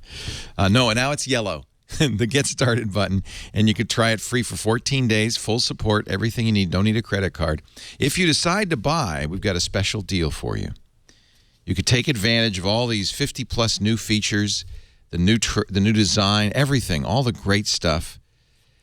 Use the offer code TWiT7, TWiT, T-W-I, I'm sorry, MacBreak7. There you go. Got to do it for the right show. MacBreak7, and you'll get 10% off your first purchase. That includes monthly and annual plans. And, of course, for the best savings, do the annual plan. They have not, for all these new features, they have not increased the price. It's still a remarkable $16 a month when you buy an annual plan for the full unlimited bandwidth, unlimited storage, unlimited pages, galleries, and blogs, unlimited contributors. This is really a good deal. They do have an $8 a month plan, and if you bill month to month, you can go to $10 a month. So they have a variety of plans to fit your needs. A lot of people do Squarespace for one-off sites because you can do that inexpensively. But even for a site that is going to generate a lot of traffic, this is the best deal out there. $16 for hosting and the best content software. I just love it. Squarespace.com. Please, when you decide to buy, you don't need this for the free trial. You don't need anything for the free trial, but when you decide to buy, use MacBreak7 for the 7th month. Get it, July. MacBreak7 as the offer code, and you can try Squarespace 6. Brand new. It is so sweet. It is so nice. They've done such a good job. Back to MacBreak Weekly. Amazon to introduce 5 or 6 new tablets, including, according to Staples, a 10-inch. Something compete directly head-to-head with the iPad. 5 or 6? Really? So let's see. So the current one is like 7 inches. So that's 7 8 inches, 9 inches, 10 inches, and 11 inches. And then crazy. an A5 model for the UK market, and a 14-inch model for the legal market. This is coming from the president of U.S. retail at Staples, Demos Parneros. He told Reuters Amazon's set to introduce, 5 or 6 new tablet SKUs, with at least one of them sporting a 10-inch screen. I don't know. Yeah, I think they're talking about different maybe a refresh version of the original one, and then a larger one, each with different capacities, or maybe one has a free smart cover with it and not. One with mobile broadband. They'll have two. They'll have like half of them will have mobile broadband, or there may be a phone or two in there too. Yeah, why not? Just throw everything against the wall. I think that a lot of these manufacturers aren't real. I mean, like when you go to CES and there's a whole section that's committed to iPhone and iPad accessories. The reason they can do that is because there's only a couple sizes. There's only a couple form factors. I was talking to someone about like why don't you make these for Android? Whatever. They said, well, there's too many different ones, and they change too quickly. And with Apple, we know that's going to be there for a year. There's who only cares one. about accessories? That's not. Who cares? Really? Okay. I have cases and. I know, because you're an iPhone guy, and the iPhone hasn't changed in 4 years. I know, and so you can get lots of accessories. I don't think the world is looking to decide what phone they can get based on what case availability. But it definitely improves. I'm not saying that they don't make the decision. Thing. No, they don't make the decision that way, but it improves the quality of life that you have with it. Having all those, I think so. Well, you have a case. I have a case on this. I don't have a case on my Android phone because they don't make it. Yeah. And I don't need one. Dang it. Point, set, match. I mean, obviously, Amazon is not a consumer electronics company. They want a showrooming device. That's all they want. They want something that you to. It's for selling Amazon goods. Exactly. It's a cash Mike Elgin says, who is this Mike Elgin? Microsoft has more taste than Apple? Yep. Okay. It's true. Defend yourself, Elgin. Well, the reason I wrote this is, as we all know, that in Pirates of Silicon Valley, the PBS special, Triumph of the Nerds. Triumph of the Nerds. Steve Jobs very famously said, "Microsoft has no taste." He said Bill Gates has no taste. It was very personal. Yeah, Bill Gates, right? And he said, I don't mean that in a small way. I mean it in a big way. They're not artists like we are. They're just a bunch of geeky engineers. His implication was they have bad taste, and the only time that they ever get good taste, do things like proportional space fonts and stuff like that, is when they copy us, the people who have good taste. Right. So he made a big deal about contrast, and this is beautiful reality distortion field. Steve Jobs. I mean, that idea that Microsoft has no taste and Apple has taste is baked into everyone's thinking about. We all bought it. Absolutely, we still do. Yeah. It still colors, and partly it helps that it's kind of true, broadly speaking. Yes. But it just occurred to me that there's an aspect of Windows 8 and Windows Phone that, if you look at what they're doing, what they're trying to do, whether you like it or not is an entirely different issue, but what they're trying to do is something that is of spectacularly good taste. They base the entire look and feel of the Metro UI on Swiss rail signage. It's based on typography as opposed to garish, imagery. Meanwhile, Apple is doing something that technically is very bad taste, which is skeuomorphic design. The idea that when you get the iPod, the podcast app, for example, I don't know if you've played with this. Yeah, we've shown this. It's not a very good app. Yeah, it's not a very good app. It's but one very of the things buggy, that's cheesy unfortunately. about It's really buggy. It's not as feature rich as many of the apps that are available for iOS, but it has this tape recorder. It has a real tape that actually plays when you're playing a podcast, and it's. People say, "Well, I like it." Well, whether you like it or not, it's skeuomorphic design, and skeuomorphic design comes from somewhere. Like in the same way that you said, proportionally spaced fonts come from somewhere. They come from beautiful books and typography. Well, skeuomorphic design comes from somewhere. It comes from hucksters selling you shoddy goods that are gussied up to look like the quality goods that you actually want to buy. And if you look at skeuomorphic design on Wikipedia or any other site, they'll give lots of many examples of kind of things that represent other things. Leather grain plastic, for instance. or leather grain apps, which is one of the big Right. themes. If you look at Find My Friends, which I think is one of the most egregious examples, here's something that's not a digital version of something analog and familiar. You know, there was no analog equivalent to be able to use satellites to find out where your spouse and your kids are. But they decided to encase it in not just leather, but like it looks like It's horrible. made it in some camp. It's not even awful. good leather. It's cheesy leather. It's arbitrary. Not only is the application of the design arbitrary, the application of the concept is arbitrary. Some Apple apps are skeuomorphic, some aren't. The ones that are skeuomorphic vary in their aesthetic approach, and taken You're right. together. This looks like Which app is this? This is Find My Friends. It looks like GIMP. It looks like there's leather stitching. It's bad leather. It's not even good leather. It's like it couldn't be cheesier. That's not fair. On the iPhone, where it started out too. Yeah. And a lot of people say, Look at "Why that. like it?" There's an example. Yeah. There's that big. You can't even buy a ribbon mic like that anymore. Yeah. And I have to wonder why the dialer app doesn't have a rotary dial. I mean, if you're going to go that far. But on the other hand, I admire the detail. For instance, the tape reels, as you play the podcast, it gets bigger on the right and smaller on the left and slows down appropriately. I mean, somebody spent hours. But why wouldn't they put that? Now, here's why it gets me on the voice memo app. He said after waking up his phone again that the thing when you're recording like a lecture or an interview or something, the thing you want more than anything else is some visual indication that yes, it is recording. So if there's some place, if there's one app in which I would love to see two reel-to-reels actually spinning, it would be on this lap. Instead, they give you this lovely like rendered photo that takes up 4/5 of the doesn't move. the screen.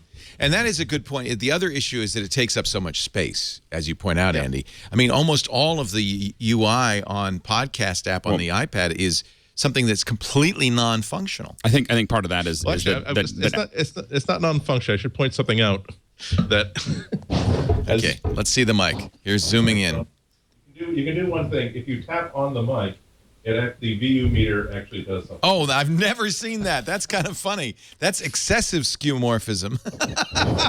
I mean, it's well. So it's not like there's no point to it. Yeah, they're skillful at it. I'm not saying they're not skillful Super and detailed, skillful. but here's the final irony in all of this, which is that Apple's famous for its design, mostly for its hardware. The Apple hardware, especially nowadays, if you look at the MacBook Air, if you look at the iPhone, if you look at the iMac, these are beautiful, beautiful devices. I mean, just from an industrial design point of view, they're absolutely gorgeous, and they come from someplace too. They come from a European minimalism, a Bauhaus kind of European minimalism, which ironically is exactly the origins of Microsoft's design for Metro and Windows 8. I can't disagree with you. I have to say there's a certain anodyne simplicity to the Metro interface. There's no shadows. There's no rounded corners. It's not 3D. It's flat. And it's clearly and intentionally an antidote to what the skeuomorphism of Apple. And by the way, this skeuomorphism is, I think, pretty new with Apple. I remember the early Mac didn't have a lot of it. I mean, they did it initially because they wanted to, for instance, folders and pages, in the little corners and stuff, were to tell you this is a document. This is a folder within which, and that I think was necessary in the early days of the system. There's an immersive quality to it, though. I mean, I need to say, I used to be a long time ago in another life. I was an interface designer, and so okay, good. So you have some standing here, and all I did was skeuomorphic. That was in movies, right? No. This is for software. This is Rotobund. And there's an immersive quality to Costco shopping carts. Yeah, well, I mean, I'm just make them in good taste. I'm just saying that the and I built all of them in 3D. I mean, so I literally every button was rendered. But taste is, by the way, by definition, a subjective thing. We did a ton of tests though, and so the thing is that there was a big discussion about this 20 years ago or whatever, 15 years ago when I was doing the interface design, about we showed target audiences, things that felt like an interface that looked like you could touch it and it was a real thing, and then one that was all text and much more, not quite Windows 8, but I mean very similar to that look. And it was like 8 out of 10 wanted the one that looked like pictures, like wanted to look like a physical thing they could touch. So you're saying this skeuomorphism is It was something people want. It was clear. I mean, you can decide whether 8 out of 10 people have bad taste, but I'm just saying that from a pure consumer perspective, we did a ton of testing on it, and it was clear. I mean, it wasn't like close. It wasn't like what do they actually want. Now, what I will say is I will agree with you that a lot of the stitching and stuff like that, I don't like it, but I'm just saying that it is a very successful model for. It's a little Baroque. But it's a very successul model for interfaces. And what I wish they'd spend a little more time on is actually making sure the podcast one, for instance, that you're using in the article actually worked. And also the like for just to pick at that a little bit is that like the going fast goes too fast. Like you need one notch in between, because it's one of those things. But so that I think that and I think the reason Apple uses a lot of this is because they don't want to put a lot of buttons in. They want to keep it simple. They don't want to give you every option like me. I want to have there's different kinds of skeuomorphism. For instance, but I think they use it up by creating a design. They use it up. They're just using up the blank space with something that looks cool because they don't want to give you any more buttons. I think it makes sense, for instance, to have a turtle and a tortoise, perhaps, on either side of the dial. I think you can make an argument for that's iconography that makes it easy to understand. But I don't know. I don't consider that. I think the reel-to-reel is what's crashing it. That's the problem. The reel-to-reel is. I think it's not even a metaphor that people in the digital age can identify with. I mean, you might as well have a rotary dial. I miss my reel-to-reel. This is a big issue with icons because skeuomorphism is kind of good for icons because you need some symbol that means something to someone. Right. But it's there's a disconnect now because the icon for save is always a diskette, and there are kids who don't have any idea what that is. That's a good point too. What the hell is that diskette thing? Anyway, Chinese characters used to be pictures. So pictograms make sense. Pictograms make sense, and then they modify. They just slowly turn into something that's a very good point. Isn't that anymore? If you look at the Chinese character for man, you could see where it was a human, right? And then for woman, it actually has a little pregnant belly on it. Well, I think if I remember correctly, like the Japanese character or Chinese symbol for patience is a knife on the heart. Ooh, which is it's like wow. It's a. But I mean, it's like that. That's a. But I find that picture is very interesting. I believe. Someone's going to correct me. So I think we should move along. Yep. You make your point, and I'm glad you made that point. And I have to say, I've been complaining about skeuomorphism as it has gotten more and more. For some reason, Apple's made some decision at some point to get really aggressive in it. When we worked on interfaces, when I worked on interfaces, it came up every single title. There'd be a discussion about whether we make them look physical or whether we make them abstract. And so then we'd go do a whole bunch more tests, and maybe it'd be different now. But it would be do a bunch of more tests, and people were just clearly felt basically they had a warmer relationship with something that it felt like they were immersed into, rather than than just something. It made the device or made the interface feel cold. I think a little bit about this in terms of the design of our video. And one of the things that I think a lot of technology shows do is they look modern and brushed steel. And very polished, and we try to make this homey and warm. So we use warmer colors. Right. We use retro, steampunky kind of looks, like the gear. The gear there's nothing more analog than this gear behind my head. Mm-hmm. That is an very analog device. So in a way, we do skeuomorphism in the design. I mean, look at this chair. This chair that I'm sitting in is aircraft. I mean, there's no reason for it to be an aircraft wing. Right, but that's what it is. Hammered aluminum behind me. That all creates an experience. I mean, it creates an experience, and it's supposed to make people feel more at home, more homey, not so put off by the coldness of technology. Yeah. I mean, that's my thinking. So maybe I'm skeuomorphic. Maybe that's what I do too. Yeah, but that's not really what's. I mean, I don't think that's quite what skeuomorphism is. You're not pretending that something is what it isn't. Well, it's not a gear, right? And I'm not riding an airplane wing. Well, it's different when you have, like, getting back when you say that using a turtle and a tortoise and a hare, people understand that it's doing fast and slow. It's not like you're saying just as you would in real life, you grab onto to an animal and drag them. But that's not skeuomorphism. Exactly. Yeah, but that's not skeuomorphism because real players don't have tortoises and hares. They have the real. The real part of it is the skeuomorphic part. That's just good iconography, and I like that tortoise. Exactly, I agree. It's nice.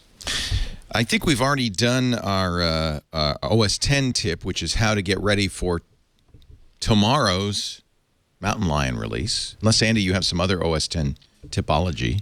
I have a tip for that I can say for next week. Well, no, let's have it. Although, okay, well, actually, it might be a tip that's kind of set to expire because you better do it now then. Yeah, exactly. You know that so many of the previous that Apple has basically raised iWork.com and MobileMe.com to the ground, pulled the buildings down, plowed up the crops, poured salt into the fields so they would never grow again.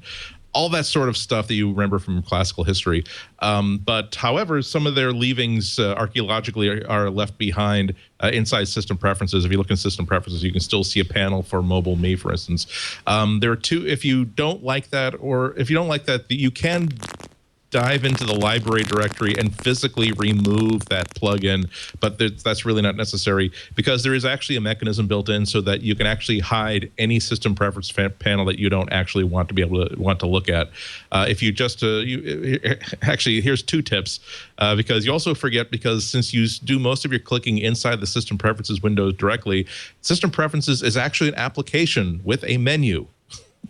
So what you can actually do is go into the view menu, click on customize, and suddenly every single one of those system preference icons now has a checkbox next to it. Oh. So if you just uncheck the one next to Mobile Me and then click on the done button, then it will just simply disappear. It'll still be there installed, but you will never see it again.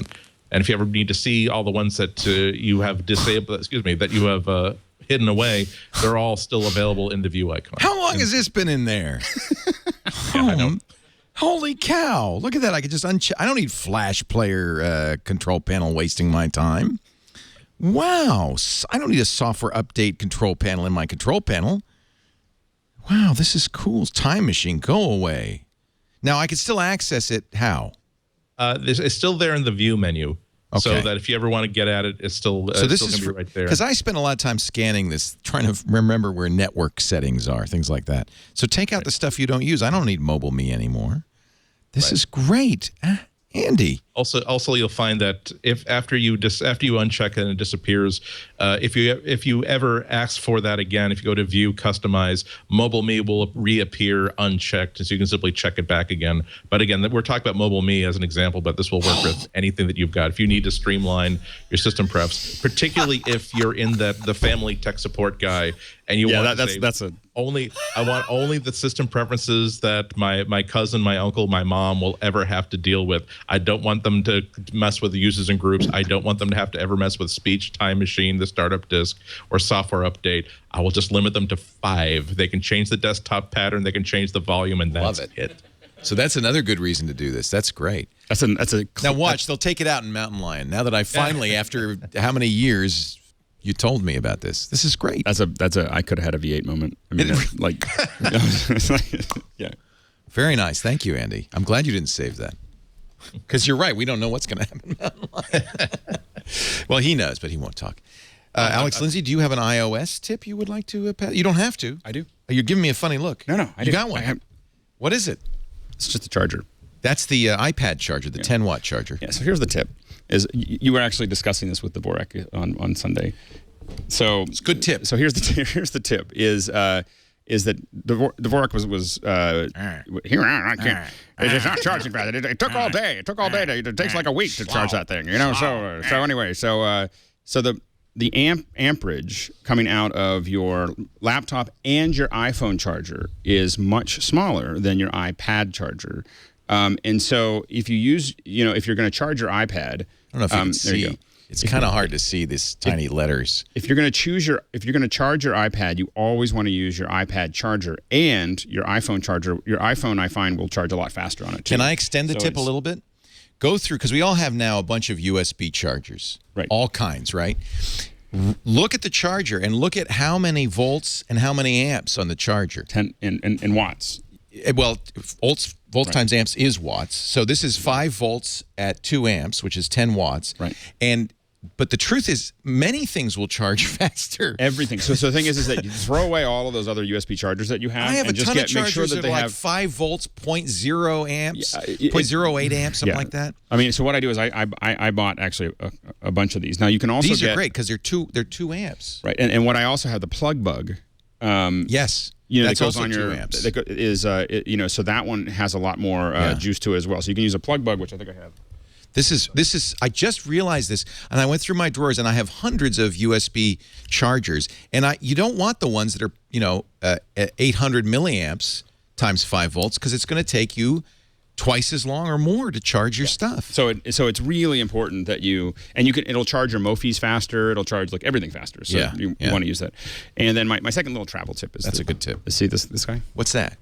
Oh, it's pretty. So it's a pocket Wi-Fi. So I got that in Australia. Pretty much whenever I go somewhere, any new country that I go to, I buy one of these because it's a lot cheaper than paying international rates. Oh, you can get this at Ting.com has this. That is your Wi-Fi, and I haven't a lot of them. Some of them you can change the SIM cards, and some of them you can't. So, and they're usually not that expensive. But the main thing is that I just turn that on, I pair it up, and then I'm using then I can make phone calls, using any Wi-Fi service and surf it. But, getting one of those when you go traveling, I do a lot of that out of country, is that it really saves you, hundreds of dollars, sometimes thousands of dollars. Hey, Mike Elgin, how do you like the skeuomorphic design of this backdrop on this close-up shot? Isn't that? It looks like real wood. It's amazing. It's realism. Anyway, so these are great. Everybody should have. Everyone should have them. Yeah, MiFis. Now, how about in Greece? What's your experience in Greece? Are you able to buy SIMs and things like that to put in your iPhone? What do you do there, Mike? I haven't started yet. I've been here less than a week, and I've been too lazy to go to go investigate it. But yeah, that's basically the plan, and I need to be grilling everybody. But nowadays, I'm what I understand is that's really what you do. You go get a SIM card, you negotiate for a good rate, and take it from there. Sarah Lane had great results in England. There's a company called 3 that has 15 euros, I think, for a month of unlimited data. Unlimited data, yeah. So you absolutely, and she put that in her iPhone, and she has phone. Now the problem is you lose your U.S. number, but you can always forward that to the well, international. that's another trick is if you have a Google Voice number, as I do. I'm actually getting Google Voice calls, which I didn't expect when I'm on a Wi-Fi network. I had read that you can't do that. Yeah. That what you can do is you can get voicemail and you can do texting via Google Voice, but not receive calls. But I'm receiving calls. Cool. And you can associate also your Google Voice number with Skype. So that's one of the advantages of using Google Voice. That same number applies when you're traveling. Yeah.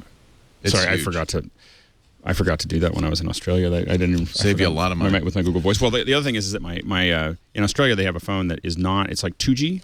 It's like a cheap little phone, but it's $1 a call to the United States. Oh, no matter for a minute, up to 10 hours. But, I saved like a lot. Yeah, it's like. It was at Vodacom. I just walked up in the airport and bought it, and they said, "Oh," I said, "Well, how much is the international rate?" And she said, "You should use this for your international calls." $1. $1 for how long? An Australian dollar to boot. Yeah, no. So it's wow. It's $1. The question I want to ask is that if you were to like wire in an acoustic coupler and use that to do a dial-up into America online, could you get like 10 hours, like all day of internet access at like 1,200 baud? I bet you could, but Here you go. I don't know if you'd want to. I mean, I'll see if there's an instructables about that. For $1 for like 18 hours of international of data access, you can't beat that. I am 1,200 baud. I'm so going to test that. I am so going to test that next time. Picture to Tumblr. Yeah. I am. Whenever I travel in my briefcase, I keep a 300 baud coupler. You never know. That's actually, I really want to. Also, I have an uncle who used to work for Boston Edison. He let me have his climbing spurs when he was retired, so I can patch you into pretty much anywhere you want, anywhere in the world. If you've got a pole, I can climb it.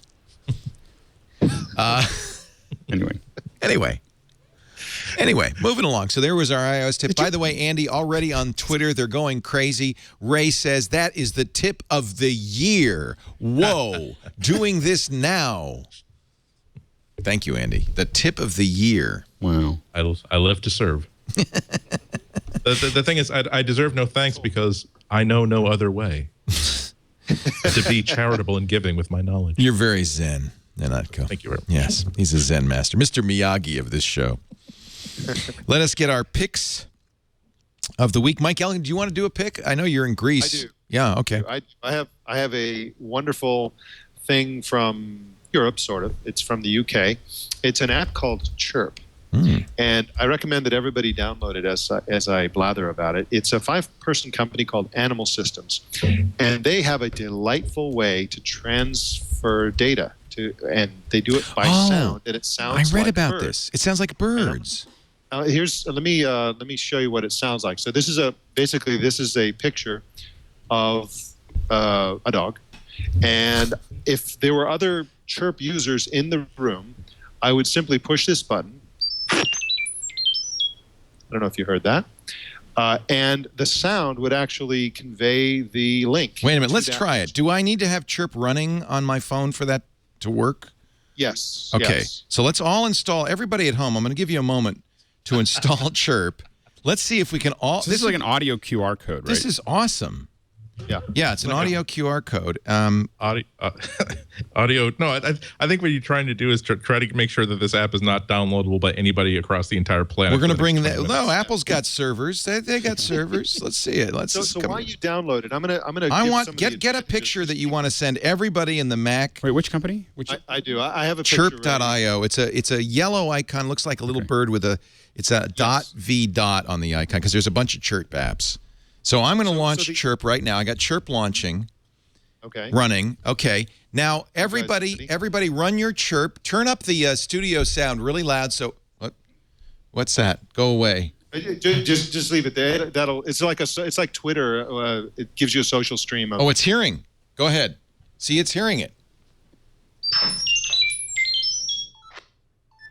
That sounded like R2-D2. Look, I'm getting the picture. It worked. I got a dog all the way from Greece.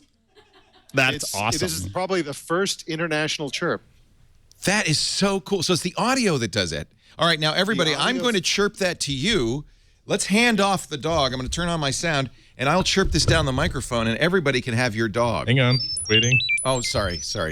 That was an aborted chirp. Also, I shouldn't have talked over your chirp. My apologies. No, well, just tell us when you're ready, Andy. This is so cool. This is going to be a transcontinental Chirp. What? Okay, everybody in the studio is firing up Chirp. This is iPad too, or just iPhone?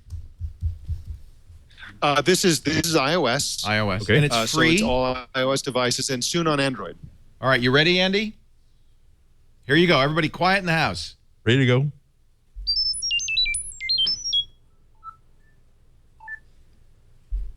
And there's the dog! It went from Greece to California to Massachusetts in a matter of seconds, thanks to the R2-D2 Chirp. That's awesome. It's like the satellite of love. Now, I feel like Marconi, for crying out loud.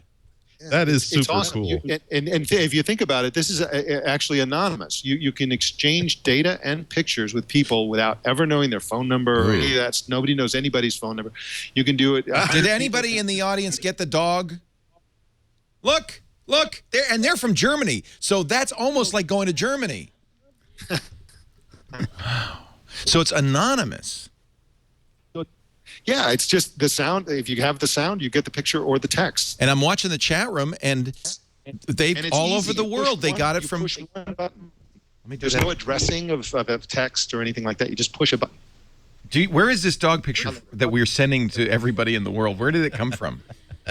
That is a picture of my sister's dog, Taya, taken on the beach in Santa Barbara, California. Taya is the Leica of the digital era. Okay, let's press. Okay, quiet one more time.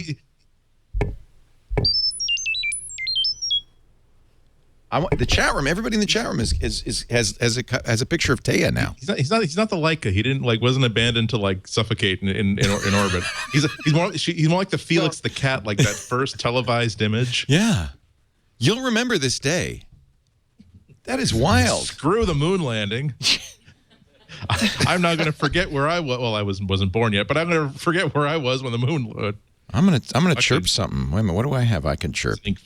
This could be a new feature of the show. Wow. Our own version of chat roulette. This week in Chirp. Trust us. We're just gonna sit there all day. What you should do is you should have a radio show that is just a series of chirps. And so what you do is you literally just open your phone and it just keeps on showing you images. So what kind of media can we send? Is it just pictures, Mike, or? I think it's basically like Twitter. I think it's 140 characters or less in text. and pictures. On their webpage, it says share photos, web pages. So I guess you could send URLs, contacts. So I could send you my contact. Is it supposed to do more than this? I'm just stuck on the yellow screen. I don't know. You broke it. It's not working. You broke your Chirp, man. Settings in it for my profile. So you can create an account, but it could be a nice job, Mike Ellington. That's awesome. Arrington. Whatever is your name, Elgin. I just combined Mike Elgin and Mike Arrington, and I've made a new person who's a very nice a-hole. There you go. And you figure out which is which. Mike Elgin, very nice pick. Alex, top that. Oh, there's one that I feel like I have to. Go ahead. So my pick is Field Runners 2. Oh, there's a new one? No, Field Runners 2. Don't apologize. That's exciting. I love Field Runners. I'm a little addicted to Field Runners. You addicted me to Field Runners way back when. It's a tower defense. Tower defense. Yep. Desktop tower defense. And obviously, what they did is they looked at, they were very successful with the first Field Runners. And they obviously had time and money to really design something great. and they did. So it is. The first one was free, right? So this is $2.99. It's $2.99. It's $2.99. It's $2.99. Already downloading. It's worth it. every penny. So already downloading the maps. There was a handful of maps, and they were kind of modal. And now there's really a guide, and the graphics are so much nicer. We crashed the Chirp server. animation. That's what happened. Oh, that's we sorry everybody at home. That's what happened. The folks at Chirp are going crazy. Okay, so it'll come back in a second because it all goes through their server. Right. And so everybody in the chat room is having your experience, which is stuck at the start screen. It'll come back in a minute. That's funny. Hi, we're MacBreak. We ruin things for everybody. We're aptly named. Ruining things for everyone since 2005. Yeah. Wow. Yeah. So but anyway, so Field Runners is, so they have every single level is a different design with different challenges. Same great game, but a new field. The graphics and the animation are stunning. The thing is you have to pull back so you can play, but you want to pull up because the new animations that they used and everything are just really, really stunning. And it's very challenging. There you go. I love Field Runners. Same music. I like that. Because there's a certain, you want, a sequel, you want it to. Well, they really went through every little piece of this to design it well. And a lot of the things that I was, you have ways of, you can carpet bomb if you need to. They have, what is a rewind item? That's so there's on some of them, you can load a level where you can go back 3. So remember you screwed something up, you can go back 3 levels. Oh, that would be nice. Back 3 turns. Sometimes you make a mistake. Yeah, so you can go back and draw it. And they have this viral poison that, these little instructions so people get an idea of how to get started and be successful. You're the guy who taught me the intestine defense. Yes, it's all about the long intestine. So forcing long march. Get them into the chute, move them around. Anyway, then you got to get them into a kill box and you're set. So, wow. And they did a good job of making sure that you're clear that they're all clones so you don't feel so... See, these aren't real showing people. It's showing me the path that they'll take. That's new. Yeah. And zoom in on it a little bit, like just double. Look at how nice the little retina baby. But also the animations, the attention to detail is just really fantastic. So anyway, this is fun. It's awesome. Great game. And I think the progressive nature of it is better, so that you're much more. They're giving away your intestines defense. I know they're telling people. Well, they're making everybody successful because that's not. I mean, you want to be successful at the beginning, and I'm still at a couple levels where I can't get through it. So there's definitely gets a lot harder quickly. This is fun. That's how a game should be, easy to play. But there's enough levels there that you can really always find something that'll keep you busy. Yeah. And it's a great game. One of the things about it is it's not modal. I mean, it's not. A lot of times, some of these games will take a long time to play. And what's great is I'll play them for a couple minutes, and then I just close it, and I come back to it. Right. Oh, so I can pause later. this and like you just close that. You can save that game. You hit pause and then close it, and then you can come back and finish the game later. And you don't really have to remember anything because it's just level to level. Right. You don't have to remember where you were or what you were doing before. Like you cannot pause Scramble because you can't remember what you already picked. Fun game. Anyway, it'll keep you busy for a long time. I apologize to everyone for what I just did over again, and I just wasted a lot of your time for. But it's great on a flight back from Sydney. Yeah, This is what you I think need. that was like 2 hours. This is what you needed in a flight back from That Sydney. I flight. can tell you that right now. When my battery ran out, I couldn't do any more work. I was like, well, I guess I have no choice but to play Field Runners. Fun game. All right, Field Runners 2, $2.99, available now on the iOS store. Have you played it on the iPad? Does it have an iPad? I don't think there's an iPad version yet. It'd be so cool on the iPad. You know, you'd think so, but you don't really need it. The iPhone is really where you end up playing it. Right, because you got that with you. Yep. It's noisy. You want things that blow up good. Andy Ihnatko, your pick of the week, sir. Really awesome GPS app that got released last week. Got a lot of good press and became. It's rare you get an app that like you've never heard about it. Then an hour later, it gets one of the coveted positions on the first page of your Springboard on your iPhone. Wow. It's called Twist. And it's not designed to help you get to your destination. It's there to help the people who are waiting for you at your destination keep apprised of your progress. And so I set one up right behind Is that kind of like Glimpse? Reminds me of Glimpse. But it's like Glimpse, but it prosecutes that idea so much more cleanly and so much better. It really is. All you got to do is for any trip that you make regularly, or even just as a one-off, just tell the app. It's a free app. Tell the app where you're going. Tell the app all the people that you'd like to keep you're meeting there that need to know like your progress, and then just simply tap that button, and that's the last thing you ever do, because as soon as you tap, I just love the way that it's very smartly done. When you tap the button, it sends out text messages to everybody on that list, telling them, okay, you're going to get some messages from me. I'm the Twist server. Andy is about to leave, and he's headed for this address. But then you know how it is. Like you get a phone call on your way out the door. You have to go right back in. So it doesn't actually send the second message with the ATA until it can tell everybody, okay, Andy is now actually in motion, and now I need this ETA. App. Right. And then, I was like, Leo still is dicking around at home. Leo's in the front porch. Leo. No, he went back in. Leo forgot something. He's back in his bedroom. And then, like the first time I used it, because I often drive like 45 minutes away, an hour away, to like hang out with a friend and buy comic books at the best comic book shop in New England. But then like, I forgot I need to get gas. So now I'm pulling over. I got a 10-minute delay as I'm gassing up. Because after the delay stretches on to 10 minutes, the app suddenly says, Andy has been delayed. Here is a new ETA. Then you hit traffic a half hour later. Andy has been further delayed. Here is his ETA. And then when you get nearby, it's like Andy has arrived at his destination, and here is the. So Glimpse is cool because you can actually sit and watch as the person approaches, but that takes a lot of attention.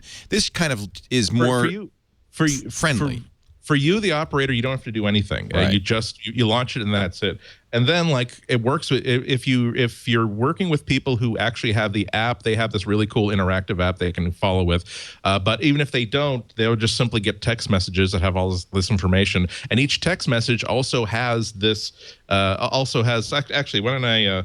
Since maybe the server has recovered by now, we can wreck it again. If here's that screenshot behind me right now of what your recipient looks like. 3, 2, 1. And each one of these messages also has a link to a private, or at least can't be served at randomly web page that will show them here is exactly where you are on the map. Here are all the messages that have been sent so far. The app was smart enough to know that the Outer Limits is actually a business, so it looked up the Google Street View of that address. Also got like the Yelp reviews of it. Pulled up a phone number so that everyone that's waiting for you knows where you are, knows where everybody's going. If somebody says, hey, actually, now that I think of it, I think that place is going to be closed by the time he gets here. Let's do this place again. Everybody who is on that you put on that list will share that same message. But the fact of the matter is, you press one button, you leave the house, and it just plain works. And as someone who has to at least 3 times go back, I guess I will need the metal device that you put in the thing in the car and put a torque on it that makes the motor do the thing where the wheels. Okay, I should go back inside the house and get that thing. Yeah, I do that 3 or 4 times before I leave the house. So I took it out on its first real test, and that was enough to say, okay, I'm setting Twists up for everything that I regularly go to for the groups of friends and people that I normally meet there, and I feel as though I will be scowled at a lot less when I show up there 12 minutes later than I told them I thought I would be arriving. Does it just expire when you reach your destination? when you reach your destination, that's it. It's done. Or you can also manually abort. Also, I didn't mention that you don't have to be driving. It'll also work with biking, walking, and public transportation. So if your bus is like 20 minutes late, it figures out through Google what route you're going to take. It's not necessarily the most accurate map. It's as accurate as most GPS apps will pull it. I think it's getting its data from Google Maps. So whatever Google Directions thinks is going to take, that's what it's going to be. Or at least when I was testing it head to head against a couple of the navigation apps, its initial estimated time of arrival is the same as Google's estimated time of arrival. So I'm guessing that at least it's getting a lot of its information from the same places. This is cool because I can have 2 different twists for walking and driving. So when I'm driving to work, I can you choose a different one than if you're walking to work, and it keeps as favorites. So that's really neat. Right, and you can have one set up. So here's my commute home. So your spouse knows when you're coming home. Right. Here's one for the monthly dinner that you have with that group of 8 or 9 friends. Here's the one for the commute to the office. It's really well thought out. It's a 1.0, so there's still some places where they can refine things. But for now, really, really nicely done. Again, I kind of rely on it already. Very cool. That's called Twist, and I am now 3 for 3. I've downloaded Chirp. I've downloaded Field Runners 2, and I've downloaded Twist. Let's see if we can go 4 for 4. If Leo can come up with an app that everybody wants to download, it'll be a first. I'm ready. Are you ready? Actually, this is an old app. You probably already have it, but it saved my butt yesterday and reminded me how good it is. I think you've probably talked about this, Andy, and it's kind of related. It's called Waze, and it is a social GPS app that is not been useful to me because I don't commute, but if you commute, this is a must. So yesterday I was in Los Angeles, and I was coming home from the airport, and there was a massive traffic jam. In fact, there was a big accident. I had Waze running. Now, I have this in my iPhone on the dashboard. What time was that? It was about 5 o'clock last night. Oh, okay. Because yesterday the president was here, so there was. Maybe it was the president. I don't know. It was something, but it said there's no movement on I-80. Oh yeah. So Waze said, you know what? Don't go this way. We're going to save you time. It took me through the back streets around the traffic accident to 580, saved my butt, and I realized how great this is. Now, what Waze does is it allows you, when you're running it, to notify other people, and they have a very simple way to do it via voice, so you don't have to type while you're driving, about traffic jams, police, this is probably illegal in most states, accidents, hazards, speed cameras. You can also chit-chat. You can report map issues. This is fantastic. Now, I saved some pictures just so that you can see what it looked like, because I'm just sitting here, so there's nothing. The police button will save me a lot a blinking lights. The police is good. Flashing my lights. And it actually works. As you're driving down the street, what you'll see is a thing that says, 1,000 feet ahead, there's a police, and then you can confirm it as you go by. Yeah, that was there, or he wasn't there. So this was this was one of the things I saw. Traffic at a complete standstill on Webster Street, and then now you can tap and speak to it. So that's kind of handy. Let's see if I have some more pictures here. Police visible here. You can confirm it by doing a thumbs up. It also shows you your ETA based on traffic, how many miles I had to go and what time I should get there. I mean, this is actually I should say that I think Justin recommended it last week, and the last time that I had taken a look at Waze was actually 2 years ago, and I thought it kind of stank when I checked it out 2 years ago. So based on his recommendation, I checked it out again, and that was the second thing that found its home on my homepage. Unbelievable. I mentioned earlier that I was doing some tests with the navigation.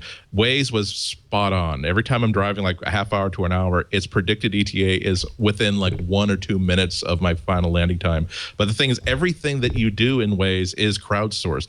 Not only like the location of like traffic accidents, cops, pulled over cars, things like that, but also the map info. So I really wanted, I have it on my to-do list to do a blog post of the 5 things that really impressed the hell out of me when I was starting to use Waze. One of them was on Sunday, went out to dinner, so got myself the lavish freelancer dinner of a Chipotle burrito. Go back to my car, press the button, say, okay, guide me home, magic voice. It didn't just say, okay, go on to Route 1, take Route 1 all the way down to this. It's because it uses crowdsourced information, and there are 20 million people who've downloaded this app. Many people apparently apparently have navigated their way out of this Chipotle parking lot before, because it actually sent me, now go past the Chipotle, take a left by the dumpster, take another left for the exit. Because normally, like, it will just leave you high and dry, saying, I know that you're in a mall parking lot. We're not going to give you any help whatsoever on how to get back to Route 1 from this parking lot. But Waze will be able to tell you exactly. Nope. If you go past the dumpster, you've gone too far. Now, you probably want to have this on your dashboard, as I did with the rock form, and plugged in to power the phone, because I'm sure it's using, it stays on all the time. All the time, right? But boy, this blew me away just because it's the crowdsourcing. This is an amazing example of where crowdsourcing in real time. I'm not used to things like this actually working, where the voice says, caution, a disabled car coming up on side of road, and as soon as and 5 seconds later, there's the disabled car by the side of the road that it told me that I was going to encounter sometime in the next 15 seconds. It told me there was going to be roadkill ahead, and there was, and it was great. I got dinner. It was fantastic. No, I'm just kidding. No, but literally, he says roadkill ahead. I said, what? Roadkill ahead, and there's a barbecue around the corner. I have run into so much crap on the highway, mostly falling off of Gardner trucks. There was a pizza in Mountain View last week. This is going to save me so much money, and it's amazing how well it works. I didn't realize Justin recommended this last week. I think that was Justin's pick. Where was I? I don't know. And maybe I thought, I should try this. So here I will. Okay, fire up Chirp, everybody. I'm gonna chirp you the screenshot. Wait, hold on, everybody. In 5, 4, 3, 2, 1. I hear all these bings in the audience. It's so great. Dear TWiT, thank you for recommending our app. Please stop recommending it live on the air. You are loving us to death. So Waze is, I apologize. I didn't realize we talked about it last week. But you're loving us the way that Glenn Close loved Michael Douglas in that movie. We don't like that very much. By the way, the other thing that's great about Waze is Android or iPhone, and I've run it on both, and it works great on both. It is a very interesting application. That's great. Yeah, and I'm sorry, Chirp. Is their server down again? It worked for me. Good. They fired up some servers, I think. This is awesome. This is really great. What a great recommendation. Thank you, Mike Elgin. It's great to have you from the Peloponnese. Great to be here from the Peloponnese. And a little plug, that's the boom mic that he's wearing. And sure, it sounds fine in your kitchen, but when you were out at the cafe, it was flawless. There was no background noise at all. Yeah, it was amazing. The only problem with that was the Wi-Fi connection. But yeah, this microphone is just a miracle, and I really thank this show and Alex for recommending it. I use it a lot for the reason I got it was actually not do anything other than when I go to conventions or conferences. I'm at the expo floor, and I wanted to use my iPhone to take it and talk, and it was always too loud, and I didn't want to hold an SM58 up or whatever, and so I bought it just for that, and it's great. Well, during the keynotes at Google I/O, I was doing live hangouts on air. Right. With this thing, so that the stage was, going on, and people were jumping out of blimps and all this kind of stuff, and I had a hangout with my own opinions, and nobody could hear the stage, they couldn't hear the crowd, nothing. Yeah. So it's theboom.com, and which model are you using? It's Model E. The Boom Model E, and they've been around for a while. In fact, I think Dick DiBartolo told me about the Boom first. There's the one you're using, the Boom E. Cool. Thank you, Mike, for that as well. I love it. And we'll have you back soon. It's great to have you on from Greece. Enjoy your new life. Damn you. I shall. I shall. Thank you. Thanks to Alex Lindsay for being here. You're off to DC, Houston. Maybe back next week. No, I'll be back. That'd be great. All right. I'm just the end. I only have a couple of days. All right. Well, it's good to have you in studio. Pixelcore.com for more information about his work. Elgin.com for Mike, of course, and that's his Google Plus as well as his page, and you see him on the Cult of Mac and many other places. Andy Ihnatko is at the Chicago Sun-Times, and his big review of Mountain Lion will emerge when Mountain Lion does. Indubitably so. Thank you, sir. It's great to have you. Thank you all for joining us. We do this show every Tuesday, 11 a.m. Pacific, 2 p.m. Eastern Time, 1800 UTC on the TWiT network. You can always get the on-demand version. We make it available shortly after the show at twit.tv/MBW for MacBreak Weekly. We do now 3 shows about Apple products. We have this show. We have iPad Today, which is every Thursday at 1 p.m. Pacific, 4 p.m. Eastern Time, 1800 UTC. And now a new show, which I invite you to watch, called i5 for the iPhone. Sarah Lane, that's a quickie with 5 tips or apps every single week. Our first episode was yesterday, and it's great if you want to see it. In fact, she talks about the 3 SIM card that she got in Great Britain for £15 with unlimited data on that show. That's twit.tv/i5 if you want to see that show. But you should subscribe to all 3 shows in iTunes, and then everybody will be happy and no one will have to get hurt. Thank you. Thank you. That wasn't a threat. That was describing. Watch all our shows and everyone will be safe and sound. Don't worry about your children. We'll make sure they're well looked after. We've got a man watching them right now, as a matter of fact. Thank you all for joining us. Now get back to work. Break time is over.